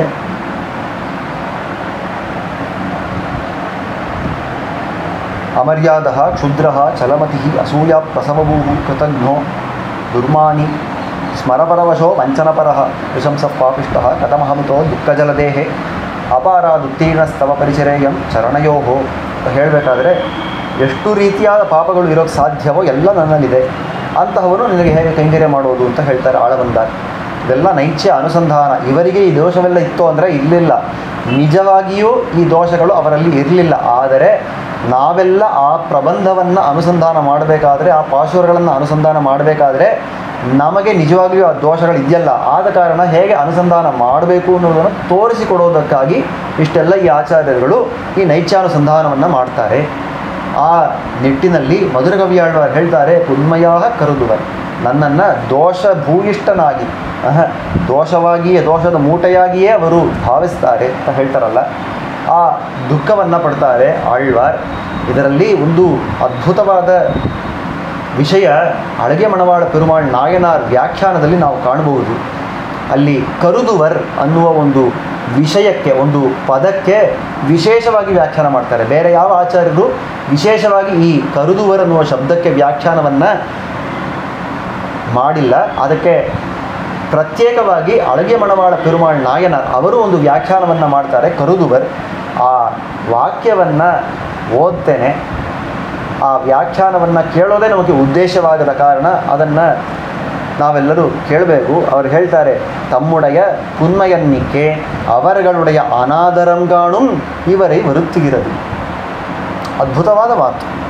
ಏನು ಹೇಳ್ತಾರೆ ಅಂದರೆ, ಮಧುರ ಕವಿಯಾಳ್ವಾರ್ಗೆ ತಮ್ಮಲ್ಲಿ ದೋಷವಿದೆ ಅನ್ನೋದು ಒಂದು ಪಕ್ಕ, ದುಃಖ ಇದೆ ಇಲ್ಲ ಅನ್ನೋದಿಲ್ಲ. ಆದರೆ ಆ ದುಃಖಕ್ಕಿಂತ ದೊಡ್ಡದಾಗಿ ಒಂದು ದುಃಖ ಅವರಿಗೆ ಕಾಡುತ್ತೆ. ಯಾವ ದುಃಖ ಅಂದರೆ, ನನ್ನಲ್ಲಿ ದೋಷವಿದೆ ಹೌದು, ಆದರೆ ಆ ದೋಷದೊಂದಿಗೆ ಇವರೆಲ್ಲ ನನ್ನ ಸ್ವೀಕಾರ ಮಾಡ್ತಾರೆ ಅಂತ ಬಂದರೆ ಇವರು ಸ್ವೀಕಾರ ಮಾಡಲಿಲ್ವಲ್ಲ, ಇವರು ಅನಾದರವನ್ನು ತೋರಿಸಿದ್ರಲ್ಲ ಅನ್ನೋದು ಇನ್ನೂ ದೊಡ್ಡ ದುಃಖವಾಗಿದೆ.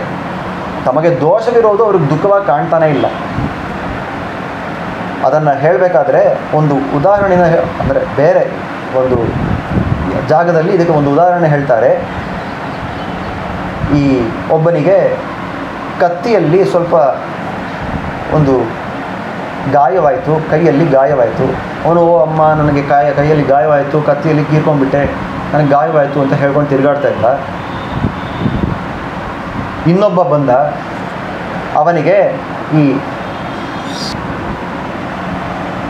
ಅವನಿಗೆ ಈ ಚೇಳು ಕಚ್ಚಿತ್ತು.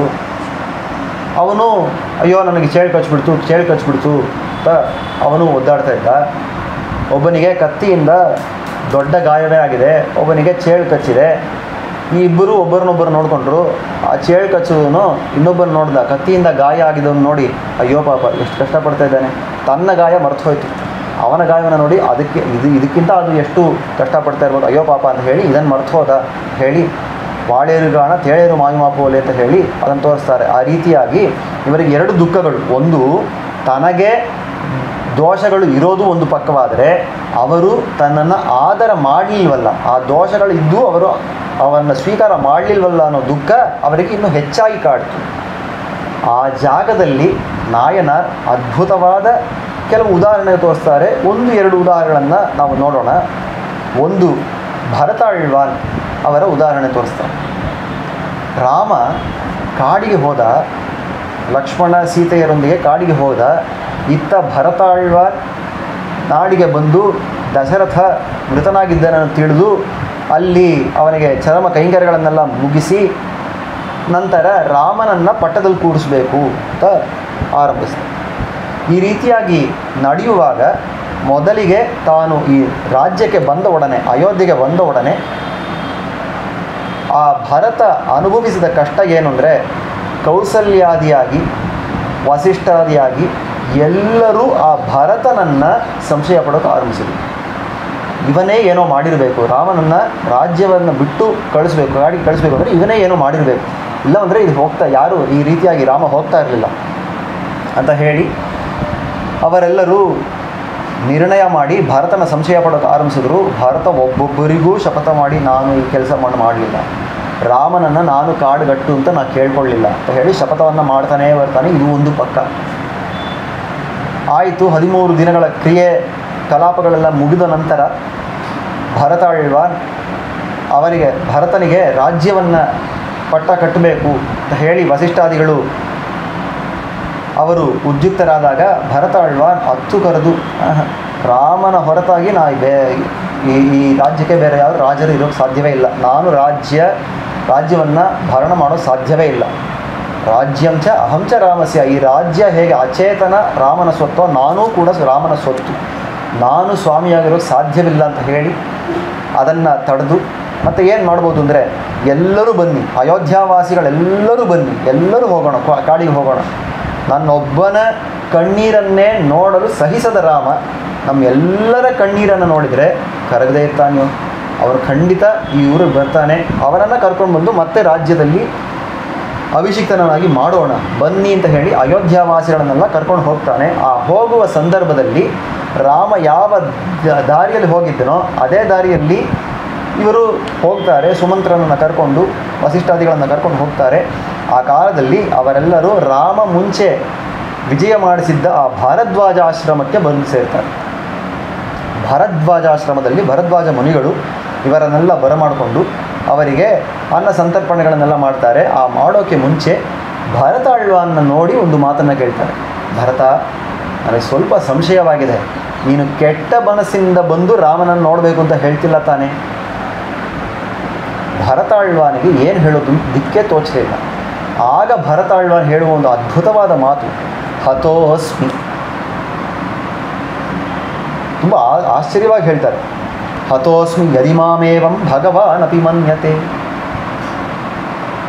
ಭರದ್ವಾಜರೇ, ನೀವು ಇದೇ ರೀತಿಯಲ್ಲಿ ನನ್ನ ಸಂಶಯ ಪಟ್ಟರೆ ನಾನು ಹೋದೆ ಅಂತಲೇ ಅರ್ಥ, ನಾನಿದ್ದು ಪ್ರಯೋಜನವಿಲ್ಲ. ಬೇರೆ ಎಲ್ಲರಿಗೂ ನಾನು ಅವರವರು ಈ ರೀತಿಯಾಗಿ ಸಂಶಯ ಪಟ್ಟಾಗ ನಾನು ಶಪಥಗಳನ್ನು ಮಾಡಿ ನಾನು ಮಾಡಲಿಲ್ಲ, ನಾನು ಈ ಕೆಲಸವನ್ನು ಮಾಡಲಿಲ್ಲ ಅಂತ ಹೇಳಿ ಅವರನ್ನು ಸಮಾಧಾನ ಪಡಿಸ್ಬೋದಾಗಿತ್ತು. ಆದರೆ ನೀವು ಋಷಿಗಳು, ತ್ರಿಕಾಲ ಜ್ಞಾನಿಗಳು, ನೀವೇ ಸಂಶಯ ಪಟ್ಟರೆ ನಾವು ಬೇರೆ ಯಾರಿಗೆ ಸಮಾಧಾನ ಹೇಳೋಕ್ಕೆ ಸಾಧ್ಯ? ನಾನು ಹೇಗೆ ಸಮಾಧಾನವನ್ನು ಹೇಳೋಕ್ಕೆ ಸಾಧ್ಯವೇ ಇಲ್ವಲ್ಲ ಅಂತ ಹೇಳಿ ಭರತಾಳ್ವಾನ್ ಆ ಅನಾದರವನ್ನು ಕಂಡು ಕಷ್ಟಪಟ್ಟನಲ್ಲ, ಆ ಕಷ್ಟವನ್ನು ಮಧುರ ಕವಿ ಆಳ್ವಾರ್ ಇಲ್ಲಿ ಪಡ್ತಾ ಇದ್ದಾರೆ. ಯಾತಕ್ಕೆ ಅಂದರೆ, ನನ್ಮಯಾಲ್ ಮಿಕ್ಕ ನಾನ್ಮರೆಯಾಳರ್ಗಳು ಅಷ್ಟು ಕಾರುಣ್ಯದೊಂದಿಗೆ ಕೂಡಿರೋರು, ಅವರೂ ನನ್ನನ್ನು ಕೈ ಬಿಟ್ಟರೆ ಬೇರೆ ಯಾರು ತಾನೇ ನನ್ನನ್ನು ಅಂಗೀಕಾರ ಮಾಡೋಕ್ಕೆ ಸಾಧ್ಯ ಈ ಜಗತ್ತಲ್ಲಿ ಅನ್ನುವ ಒಂದು ದೊಡ್ಡ ದುಃಖ. ಹಾಗಿದ್ರೆ ಈ ಮಹಾತ್ಮಗಳೆಲ್ಲ ಇದ್ದಾರಲ್ಲ, ಇವರೆಲ್ಲ ಅಂಗೀಕಾರ ಮಾಡೋದೇ ನಮಗೆ ಪುರುಷಾರ್ಥವೇ? ಇವರೆಲ್ಲ ಅನಾದರ ಮಾಡೋದು ನಮಗೆ ಅಪುರುಷಾರ್ಥ, ಇವರೆಲ್ಲ ಅಂಗೀಕಾರ ಮಾಡೋದೇ ನಮಗೆ ಪುರುಷಾರ್ಥ ಅಂತ ಹೇಳ್ಬೋದೇ ಅಂದರೆ ಖಂಡಿತ ಹಾಗೇ ಹೇಳಬೇಕು. ಎಲ್ಲಿ ಪ್ರಮಾಣ ಅಂದರೆ ಸ್ತೋತ್ರಾರ್ಥದಲ್ಲಿ ಆಳವಂದಾರ ಅದ್ಭುತವಾಗಿ ಹೇಳ್ತಾರೆ. ಸಕೃತ್ವದಾಕಾರ ವಿಲೋಕನಾಶಯ ತೃಣೀಕೃತಾನುತ್ತಮ ಭುಕ್ತಿ ಮುಕ್ತಿಭಿ ಮಹಾತ್ಮಭಿರ್ಮಾಂ ಅವಲೋಕ್ಯತಾಂ ನಯ ಕ್ಷಣೇ ಪಿತೇ ಯದ್ವಿರಹೋತಿ ದುಸ್ಸಹ. ಭಗವಂತ, ನಿನ್ನನ್ನು ಅಲ್ಲದೆ ನಿನ್ನ ಹೊರತಾಗಿ ಬೇರೆ ಎಲ್ಲವನ್ನೂ ಒಂದು ಹುಲ್ಲು ಕಡ್ಡಿಗೆ ಸಮಾನವಾಗಿ ಭಾವಿಸಿರುವ ಈ ನಿನ್ನ ಭಕ್ತರಿದ್ದಾರಲ್ಲ, ಅನನ್ಯ ಪ್ರಯೋಜನ ಭಕ್ತರಿದ್ದಾರಲ್ಲ, ಆ ಭಕ್ತರು ನನ್ನ ಮೇಲೆ ಒಂದು ಕಟಾಕ್ಷವನ್ನು ಬೀರುವಂತೆ ನನ್ನನ್ನು ಹೇಳಿ. ಬೇರೆ ಏನು ಕೇಳ್ಕೊಳ್ಳಲ್ಲ ನನಗೆ. ಅವರ ಕಟಾಕ್ಷ ನನ್ನ ಮೇಲೆ ಬಿದ್ದರೆ ಸಾಕು, ಅವರ ಒಂದು ಅಂಗೀಕಾರ ನನಗೆ ಸಾಕು ಹೇಳ್ತಾರೆ. ಮಹಾತ್ಮ ಭಿರ್ಮ ಅವಲೋಕ್ಯತಾಮ್ನಯ, ಅವರ ದೃಷ್ಟಿಯಲ್ಲಿ, ಕಣ್ಣು ದೃಷ್ಟಿಯಲ್ಲಿ ಇರುತ್ತೋ ಅಷ್ಟರಲ್ಲೇ ನನ್ನನ್ನು ಇಡು, ನನ್ನನ್ನು ಹೊರಗಡೆ ಎಲ್ಲೂ ಇಡಬೇಡ. ಯಾರವರು ಅಂದರೆ ಕ್ಷಣೇಪಿ ತೇಯದ್ ವಿರಹೋತ್ ದುಸ್ಸಹ, ಅವರನ್ನು ಬಿಟ್ಟರೆ ಒಂದು ಕ್ಷಣವೂ ಇರಲಾರೆ ಅಂತ ನೀ ಯಾರನ್ನು ಅಂದ್ಕೊಳ್ತೀಯೋ ಅಂತಹ ಜ್ಞಾನಿಗಳ ಅವಲೋಕನದಲ್ಲಿ ನನ್ನನ್ನು ಇಡು, ಅವರ ಕಟಾಕ್ಷದಲ್ಲಿ ನನ್ನನ್ನು ಇಡು ಅಂತ ಹೇಳಿ ಪ್ರಾರ್ಥನೆ ಮಾಡಿಕೊಳ್ತಾರೆ ಆಳವಂದ. ಅದನ್ನೇ ಪುರುಷಾರ್ಥವಾಗಿ ತಾವು ಭಾವಿಸ್ತಾರೆ. ಅಂದರೆ ಏನರ್ಥ? ಈ ಇಂತಹ ಮಹಾತ್ಮಗಳು, ಇಂತಹ ಆಚಾರ್ಯವರ್ಯರುಗಳು ಇವರ ಕಟಾಕ್ಷ ಪಾತ್ರಭೂತರಾಗಿ ನಾವು ಇರಬೇಕೇ ಹೊರತು ಇದರ ಹೊರತಾಗಿ ನಾವು ಇರಬಾರ್ದು. ಇವರ ಅನಾದರಕ್ಕೆ ನಾವು ಕಾರಣರಾಗಬಾರ್ದು, ಇವರ ನಿಗ್ರಹಕ್ಕೆ ನಾವು ಕಾರಣರಾಗಬಾರದು.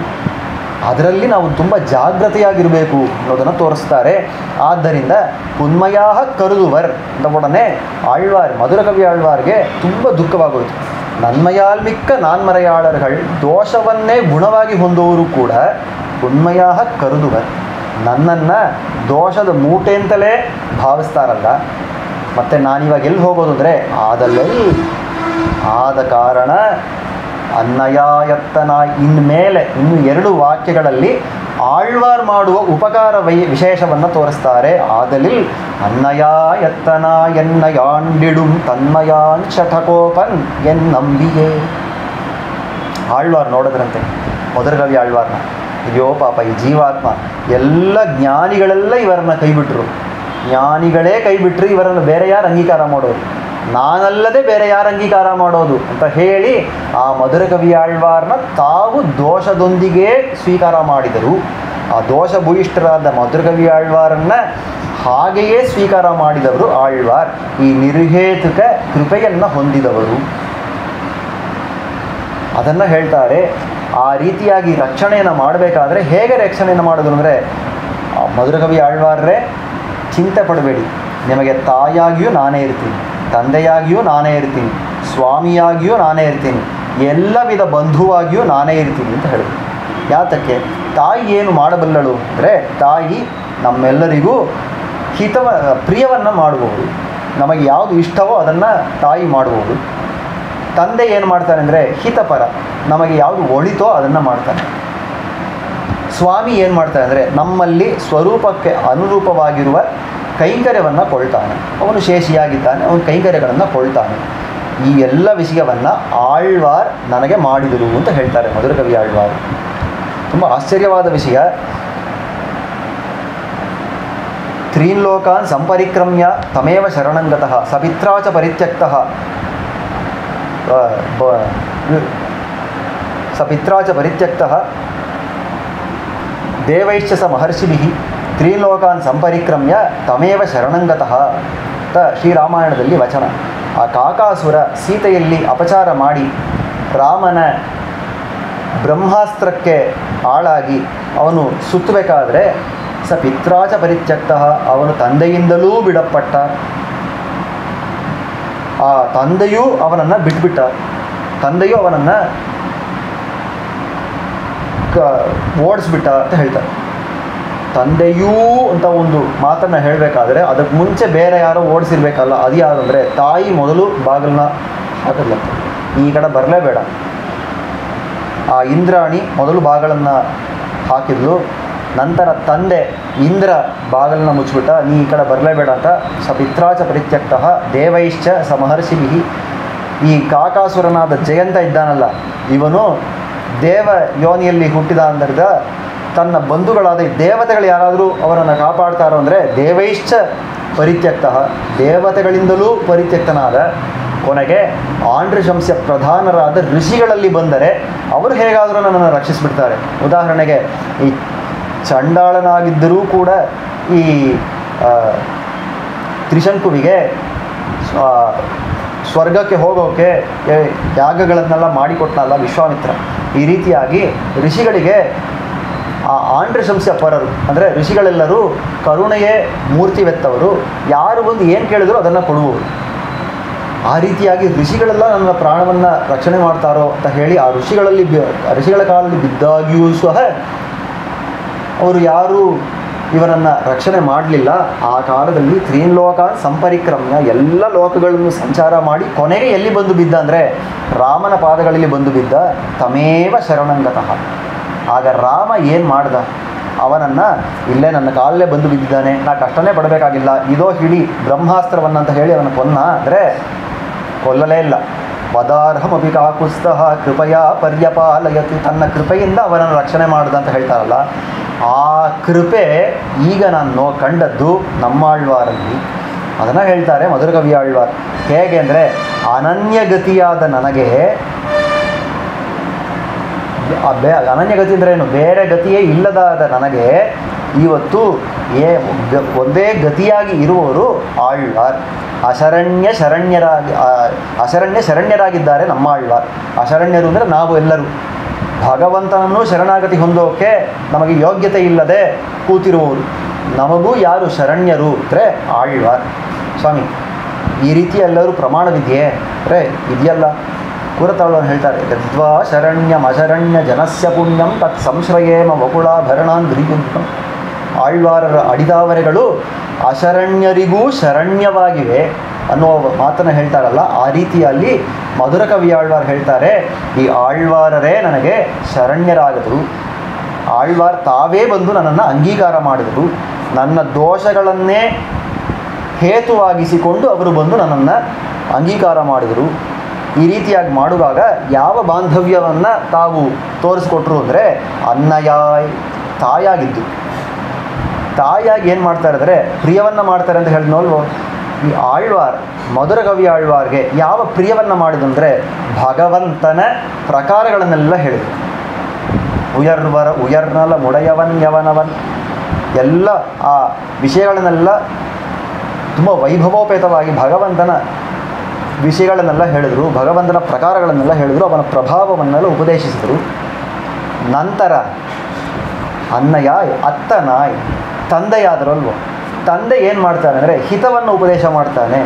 ವೀಡುಮಿನ್ ಮುತ್ತವು ವೀಡು செய்து ಅನ್ನುವಂತೆ ನಮಗೆಲ್ಲ ಉಪದೇಶವನ್ನು ಮಾಡ್ತಾರೆ. ಮೊದಲು ಭಗವಂತ, ನಮಗೆಲ್ಲ ಪ್ರಿಯನಾದ ಭಗವಂತನ, ನಮಗೆಲ್ಲ ಪ್ರಿಯವಾಗಿರುವಂತೆ ಭಗವಂತನ ವೈಭವವನ್ನು ಹೇಳಿ, ನಂತರ ನಮಗೆಲ್ಲ ಹಿತವಾಗಿರುವಂತೆ ಈ ಸಂಸಾರವನ್ನು ಬಿಟ್ಟು, ಸಾಂಸಾರಿಕ ಸ್ಪರ್ಶವನ್ನು ಬಿಟ್ಟು ಭಗವಂತನನ್ನು ಹೊಂದಬೇಕು ಅನ್ನೋ ಉಪದೇಶವನ್ನು ಮಾಡ್ತಾರೆ. ಅನ್ನಯಾಯ್ ಅತ್ತನಾಯ್. ಇದಿಷ್ಟೆಯೋ ಎನ್ನಯಾಂಡಿಡುಂ ತನ್ಮಯ, ನನ್ನನ್ನು ಆಜ್ಞಾಪಿಸಿ ಕೈಂಕರ್ಯಕೊಳ್ಳುವ ಸ್ವಾಮಿಯಾಗಿಯೂ ಆಳ್ವಾರಿದ್ದಾರೆ ಅಂತ ಹೇಳ್ತಾರೆ. ಏನು ಆಜ್ಞಾಪಿಸಿದ್ರು, ಏನು ಕೈಂಕರ್ಯವನ್ನು ಕೊಂಡರು ಅಂದರೆ ತಾವು ತಿರುವಾಯ್ಮೊಳಿಯನ್ನು ಅನುಗ್ರಹಿಸುವಾಗ ಅದನ್ನು ಪಟ್ಟೋಲೆಕೊಳ್ಳುವುದಂತ ಹೇಳಿ ಅದನ್ನು ಗ್ರಂಥೀಕರಿಸೋಕೆ ಆ ಕೈಂಕರ್ಯವನ್ನು ನನಗೆ ಕೊಟ್ಟರಲ್ಲ. ಅಪ್ಪ ನಾ ಪಾಶುರನ್ನು ಹೇಳ್ತೀನಿ ಅದನ್ನೆಲ್ಲ ಬರ್ಕೋ ಅಂತ ಹೇಳಿ ನನಗೆ ನಿಯಮಿಸಿದ್ರಲ್ಲ, ಆ ರೀತಿಯಾಗಿ ಆ ಗ್ರಂಥೀಕರಣ ಅನ್ನುವ ಕೈಂಕರ್ಯವನ್ನು ನನಗೆ ಕೊಟ್ಟರಲ್ಲ. ಎನ್ನ ಯಾಂಡಿಡು ತನ್ಮಯ. ಆಚಾರ್ಯರು ವ್ಯಾಖ್ಯಾನದಲ್ಲಿ ಈ ವಿಷಯವನ್ನು ತೋರಿಸ್ತಾರೆ. ಈ ರೀತಿಯಾಗಿ ಆಳ್ವಾರರು ತಮ್ಮ ತಿರುವಾಯ್ಮೊಳಿಯಲ್ಲಿ ತಾಯಾಯ್ ತಂದೆಯಾಯ್ ಅರಿಯಾದನ ಅರಿವಿತ್ತ ಅತ್ತಾ ನೀ ಶೈದನ ಅರಿಯೇನೆ ಅಂತ ಹೇಳ್ತಾರಲ್ಲ, ಆ ರೀತಿ ತಾಯಾಯ್ ತಂದೆಯಾಯ್ ಅರಿಯಾದನ ಅರಿವಿತ್ತ ಅತ್ತ ಅಂತ ಭಗವಂತನಲ್ಲಿ ಯಾವ ಬಾಂಧವ್ಯವನ್ನು ಅವರು ಕೊಂಡಾಡಿದರೋ, ಅವರು ಅನುಸಂಧಾನ ಮಾಡಿದರೋ ಅದೇ ಬಾಂಧವ್ಯವನ್ನು ಮಧುರಕವಿ ಆಳ್ವಾರರು ನಮ್ಮಾಳ್ವಾರರಲ್ಲಿ ಅನುಸಂಧಾನವನ್ನು ಮಾಡ್ತಾರೆ. ಈ ಅನ್ನಯಾಯ್ ಅತ್ತನಾಯ್ ಎನ್ನ ಯಾಂಡಿಡುಂ ತನ್ಮಯಾನ್ ಅನ್ನುವ ಈ ಪಾಶುರವನ್ನು ಸ್ಫೂರ್ತಿಯಾಗಿಟ್ಕೊಂಡೆ ಆಳವಂದಾರ್ ನಮ್ಮಾಳ್ವಾರರ ವಿಷಯವಾಗಿ ಒಂದು ಶ್ಲೋಕವನ್ನು ಹೇಳಬೇಕಾದ್ರೆ, ಮಾತಾ ಪಿತಾ ಯುವತಯ ಸ್ತನಯ ವಿಭೂತಿ ಸರ್ವಂ ಯದೇವ ನಿಯಮೇನ ಮದನ್ವಯಾನಾಂ ಆದ್ಯಸ್ಯ ನಃ ಕುಲಪತೆ ಬಕುಳಾಭಿರಾಮಂ ಶ್ರೀಮತ್ತದಂಘ್ರಿಯುಗಳಂ ಪ್ರಣಮಾಮಿ ಮೂರ್ಧ ಅಂತ ತಾವು ಅನುಗ್ರಹಿಸಿದ್ದಾರೆ. ಎಲ್ಲ ವಿಧವಾದ ಬಂಧುವು ನಮಗೆ ಆಳ್ವಾರರೇ ಆಗಿದ್ದಾರೆ ಅನ್ನೋದನ್ನು ಅಲ್ಲಿ ತೋರಿಸ್ಕೊಡ್ತಾರೆ. ಅದ್ರ ಮೇಲೆ ಹೇಳ್ತಾರೆ, ಎನ್ನ ಆಂಡಿಡುಂ ತನ್ಮಯಾನ್. ತನ್ಮಯ ಅಂದ್ರೇನು? ಅದುವೇ ಸ್ವಭಾವವಾಗಿದೆ ಆಳ್ವಾರಿಗೆ. ಸ್ವಭಾವ ಅಂದರೆ ಏನು ಸ್ವಾಮಿ? ಅಗ್ನಿಕ್ ಔಷ್ಣ್ಯಂ ಪೋಲೆ, ಜಲத்துக்கு ಶೈತ್ಯಂ ಪೋಲೆ, ಇದು ಕಾಣುಂ ಇವருக்கு ನಿರೂಪಕಂ ಅಂತ ಹೇಳ್ತಾರೆ. ಅಂದರೆ ಬೆಂಕಿಯನ್ನು ಮುಟ್ಟಬೇಕಾದ್ರೆ ಅದು ನಮ್ಮನ್ನು ಸುಡುತ್ತೆ, ನೀರನ್ನು ನಾವು ಮುಟ್ಟಿದರೆ ಅದು ಶೀತಳವಾಗಿರುತ್ತೆ. ಇದೆಲ್ಲ ಅದಕ್ಕೆ ಸ್ವಭಾವ. ಅಗ್ನಿ ಯಾವುದೋ ಒಂದು ಕೆಲಸವನ್ನು ಮಾಡಿ ನಾನು ಔಷ್ಣ್ಯವನ್ನು ಹೊಂದ್ತೇನೆ, ನಾನು ಅವನ್ನು ಸುಡ್ತೇನೆ ಅಂತ ಹೇಳಿ ಸಂಕಲ್ಪವನ್ನು ಹೊಂದಿ ಔಷ್ಣ್ಯವನ್ನೆಲ್ಲ ಹೊಂದೋದಿಲ್ಲ. ಅದು ಸ್ವಭಾವ, ಅದರ ಸ್ವಭಾವ.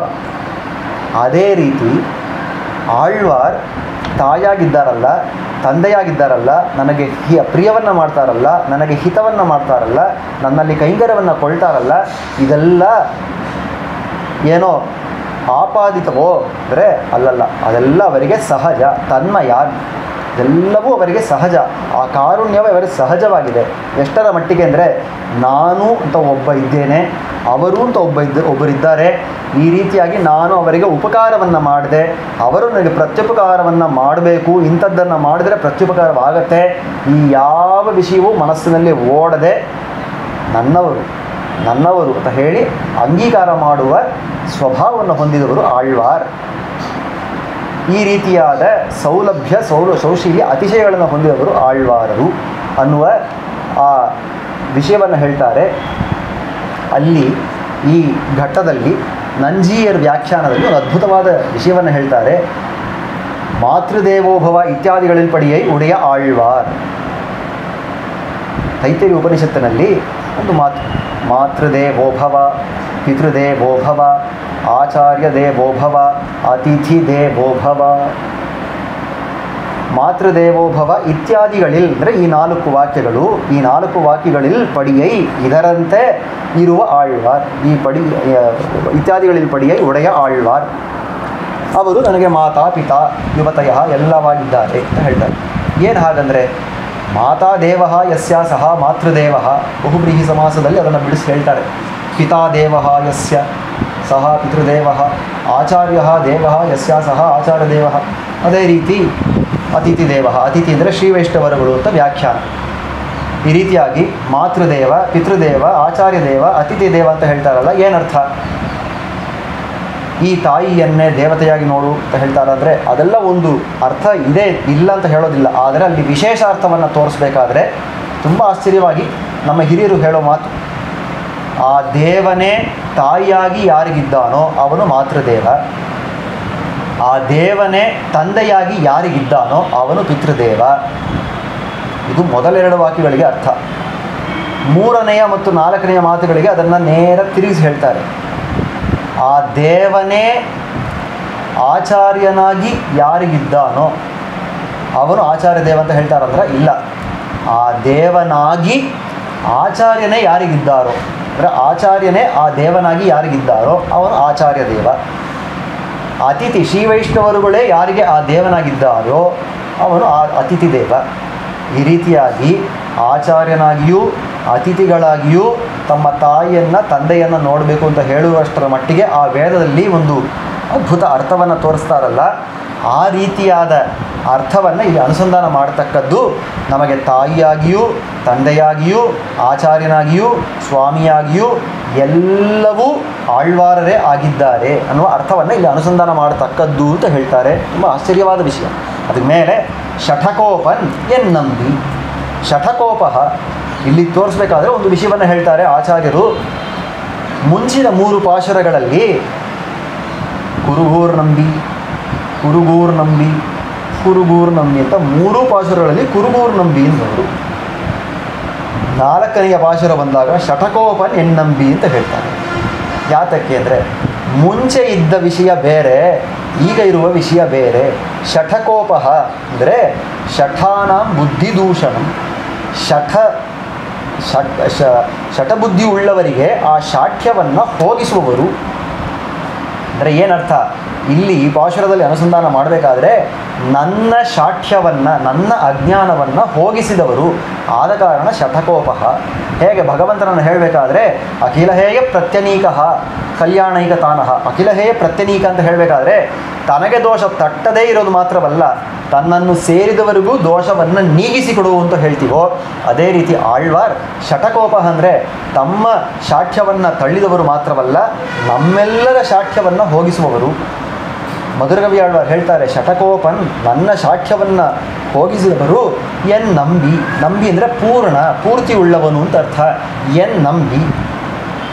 ತಾಯಿಯ ಕೆಲಸವನ್ನು ತಂದೆ ಮಾಡ್ಬೋದೋ? ಆಗೋದಿಲ್ಲ. ತಂದೆ ಕೆಲಸವನ್ನು ತಾಯಿ ಮಾಡ್ಬೋದು? ಆಗೋದಿಲ್ಲ.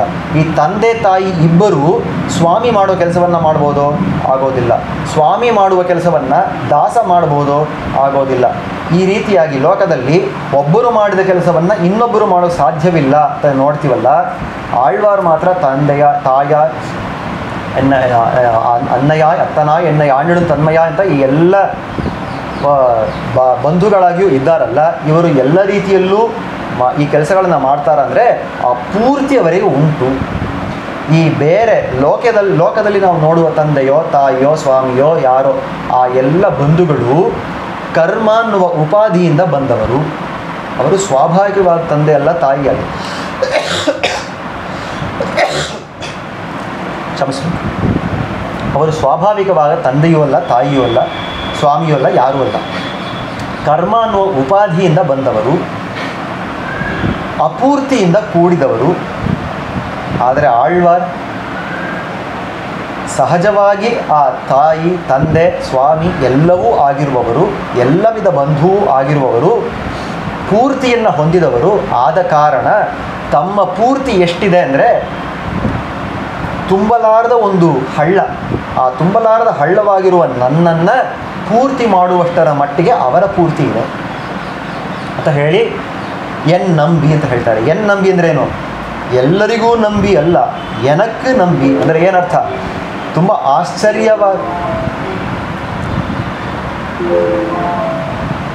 ಆಶ್ಚರ್ಯವಾಗಿ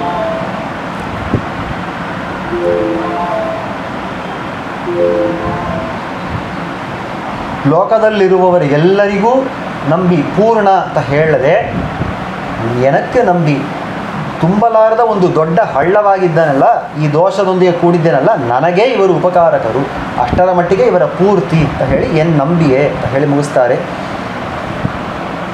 ಈ ಮುಂಚಿನ ದೃಷ್ಟಾಂತವನ್ನು ನೋಡಿದ್ವಲ್ಲ, ಶತ್ರುಘ್ನಾಳ್ವಾನಂತೆ ಈ ಮಧುರಕವಿ ಆಳ್ವಾರ್ ಅಂತ. ಆ ಶತ್ರುಘ್ನಾಳ್ವಾನ್ ಏನು ಮಾಡಿದರು ಅದನ್ನು ಮಧುರಕವಿ ಆಳ್ವಾರ್ ಈ ಪಾಶುರದಲ್ಲಿ ಹೇಗೆ ತೋರಿಸ್ತಾರೆ ಅಂದರೆ ತುಂಬ ಆಶ್ಚರ್ಯವಾಗಿ ನಮ್ಮ ಆಚಾರ್ಯರು ಒಂದು ವಿಷಯವನ್ನು ಹೇಳ್ತಾರೆ. ಮಧುರಕವಿ ಆಳ್ವಾರ್ ನಮ್ಮಾಳ್ವಾರರ ಉಪಕಾರವನ್ನು ಸ್ಮರಿಸಿ ಅವರಿಗೆ ಏನಾದರೂ ನಾನು ಮಾಡ್ಬೋದಾದರೆ ಅವರಿಗೆ ಯಾವುದು ಪ್ರಿಯವೋ ಅದನ್ನು ನಾನು ಮಾಡೋದು ಅಂತ ಹೇಳ್ತಾರಲ್ಲ. ಇದನ್ನು ಶತ್ರುಘ್ನಾಳ್ವಾನ್ ಎಲ್ಲಿ ಆಚರಿಸೋದು ಅಂದರೆ ಗುಹನ ರಾಜ್ಯವಾದ ಶೃಂಗಿವೇರಪುರದಲ್ಲಿ ಭರತ ಶತ್ರುಘ್ನ ಇಬ್ಬರೂ ಮಲಗಿರಬೇಕಾದ್ರೆ ಮಾರನೆಯ ದಿನ ಬೆಳಿಗ್ಗೆ ಎದ್ದು ಭರತಾಳ್ವಾರ್ ಶತ್ರುಘ್ನನ್ನು ಎಬ್ಬಿಸಿ ನಡೆ ಅಲ್ಲಿ ನದಿಯನ್ನು ದಾಟಿ ನಾವೆಲ್ಲ ರಾಮನನ್ನು ನೋಡೋಕೆ ಹೋಗಬೇಕು, ಸಮಯವಾಗ್ತಾ ಇದೆ ಅಂದರೆ ಅಂದಾಗ ಶತ್ರುಘ್ನಾಳ್ವಾನ್ ಹೇಳುವ ಒಂದು ಅದ್ಭುತವಾದ ಮಾತು, ಜಾಗರ್ಮಿ ನಾಹಂ ಸ್ವಪಿಮಿ ತಮೇವಾರ್ಯಂ ವಿಚಿಂತಯನ್ ಇತ್ಯೇವಂ ಅಬ್ರವೀದ್ ಭ್ರಾತ್ರ ಶತ್ರುಘ್ನಶ್ಚ ಪ್ರಚೋದಿತಃ ಅಂತ ಹೇಳ್ತಾರೆ. ಜಾಗರ್ಮಿ ನಾಹಂ ಸ್ವಪಿಮಿ, ಅಣ್ಣ ನಾವು ಮಲ್ಕೊಂಡಿಲ್ಲ, ನಾವು ಜಾಗೃತಿಯಾಗೇ ಇದ್ದೀನಿ. ಏನು ಮಾಡ್ತಾ ಇದ್ದೆ ಅಂದರೆ ತಮೇವಾರ್ಯಂ ವಿಚಿಂತಯನ್, ಆ ರಾಮನನ್ನೇ ನಾನು ಧ್ಯಾನ ಮಾಡ್ತಾ ಇದ್ದೇನೆ. ನೀನು ಯಾವ ರಾಮ ಧ್ಯಾನದಲ್ಲಿದ್ದೆಯೋ ಅದೇ ರಾಮ ಧ್ಯಾನದಲ್ಲಿ ನಾನು ಇದ್ದೇನೆ. ನಮಗೆಲ್ಲ ಆಶ್ಚರ್ಯವಾಗುವುದು. ಶತ್ರುಘ್ನಾಳ್ವಾನ್ ಅಂದರೆ ರಾಮಭಕ್ತಿಗೆ ವಿರುದ್ಧವಾದವರು, ವಿರೋಧಿಸಿದವರು, ರಾಮಭಕ್ತಿಯನ್ನು ವಿರೋಧಿಸಿದವರು, ರಾಮನ ಪಕ್ಕವೇ ತಿರುಗಿ ನೋಡದವರು ಅಂತ ತಾನೇ ನೋಡ್ತಾ ಇದ್ದೀವಿ. ಎಲ್ಲರೂ ಹಾಗೆ ತಾನೇ ಹೇಳ್ಕೊಡ್ತಾರೆ. ಆದರೆ ರಾಮಾಯಣದಲ್ಲಿ ಈ ವಚನವಿದ್ಯಲ್ಲ ಅಂದರೆ ಇದು ಭರತಾಳ್ವಾನ್ಗೆ ಸಂತೋಷವನ್ನು ಉಂಟು ಮಾಡುತ್ತೆ ಅನ್ನೋಕ್ಕಾಗಿ ಆ ಆದರದಿಂದ ರಾಮನನ್ನು ತಾವು ಧ್ಯಾನ ಮಾಡಿದೆವು, ಆ ಶತ್ರುಘ್ನಾಳ್ವಾನ್ ಧ್ಯಾನ ಮಾಡಿದ ಅಂತ ಹೇಳ್ತಾರಲ್ಲ. ಈ ರೀತಿಯಾದ ಆ ಆಚಾರ್ಯನಿಗಾಗಿ ಭಗವಂತನಲ್ಲಿ ಇರುವ ಆದರವನ್ನು ಈ ಪಾಶುರದಲ್ಲಿ ಮಧುರಕವಿ ಆಳ್ವಾರ್ ತೋರಿಸ್ತಾರೆ. ಅದಕ್ಕೆ ಹೇತುವನ್ನು ಅವರು ತೋರಿಸ್ತಾರೆ. ಆಳ್ವಾರ್ ತೋರಿದ ಆ ಉಪಕಾರ, ಇಂತಹ ಅದ್ಭುತವಾದ ಪಾಶುರವನ್ನು ಯಥಾಶಕ್ತಿ ಯಥಾಮತಿಯಾಗಿ ನಾವು ಅನುಭವಿಸಲು ಅನುಗ್ರಹಿಸಿದವರ ಆದಂತಹ ಶ್ರೀಮದ್ವೇದ ಮಾರ್ಗ ಪ್ರತಿಷ್ಠಾಪನಾಚಾರ್ಯ ಉಭಯ ವೇದಾಂತ ಪ್ರವರ್ತಕಾಚಾರ್ಯರಾದ ಪರಮಹಂಸ ಪರಿವ್ರಾಜಕಾಚಾರ್ಯರಾದ ಶ್ರೀ GR ಸ್ವಾಮಿಗಳವರ ಅಡಿದಾವರೆಗಳಲ್ಲಿ ಅನೇಕಾನೇಕ ಪ್ರಣಾಮಗಳನ್ನು ಸಲ್ಲಿಸಿ ಈ ಅವಕಾಶವನ್ನು ನನಗೆ ಕೊಟ್ಟು ಈ ಅದ್ಭುತ ಪಾಶುರವನ್ನು ಅನುಭವಿಸಿ ಆ ಅನುಭವದಲ್ಲಿ ಒಂದು ಅಂಶವನ್ನಾದರೂ ವಿಜ್ಞಾಪಿಸಬೇಕು ಅನ್ನುವ ಒಂದು ಶುಭ ಸಂಕಲ್ಪದಿಂದ ನನ್ನನ್ನು ಈ ಕೃತ್ಯದಲ್ಲಿ ನೇಮಿಸಿ ಅನುಗ್ರಹಿಸಿದಂಥ ಒಂದು ಉಪಕಾರಕ್ಕೆ ತಲೆಗೆಲ್ಲ ಕೈಮಾರಿಲ್ಲೇನೆ ಅಂತ ಹೇಳಿ ಪ್ರಾರ್ಥಿಸಿ ಈ ವಿಷಯವನ್ನು ಬಹಳ ಸಹನೆಯಿಂದ ಕೇಳಿದ ನಿಮ್ಮೆಲ್ಲರ ಅಡಿದಾವರೆಗಳಲ್ಲಿ ಮಂಗಳಾಶಾಸನಗಳನ್ನು ಮಾಡಿ ಮುಗಿಸ್ತೇನೆ.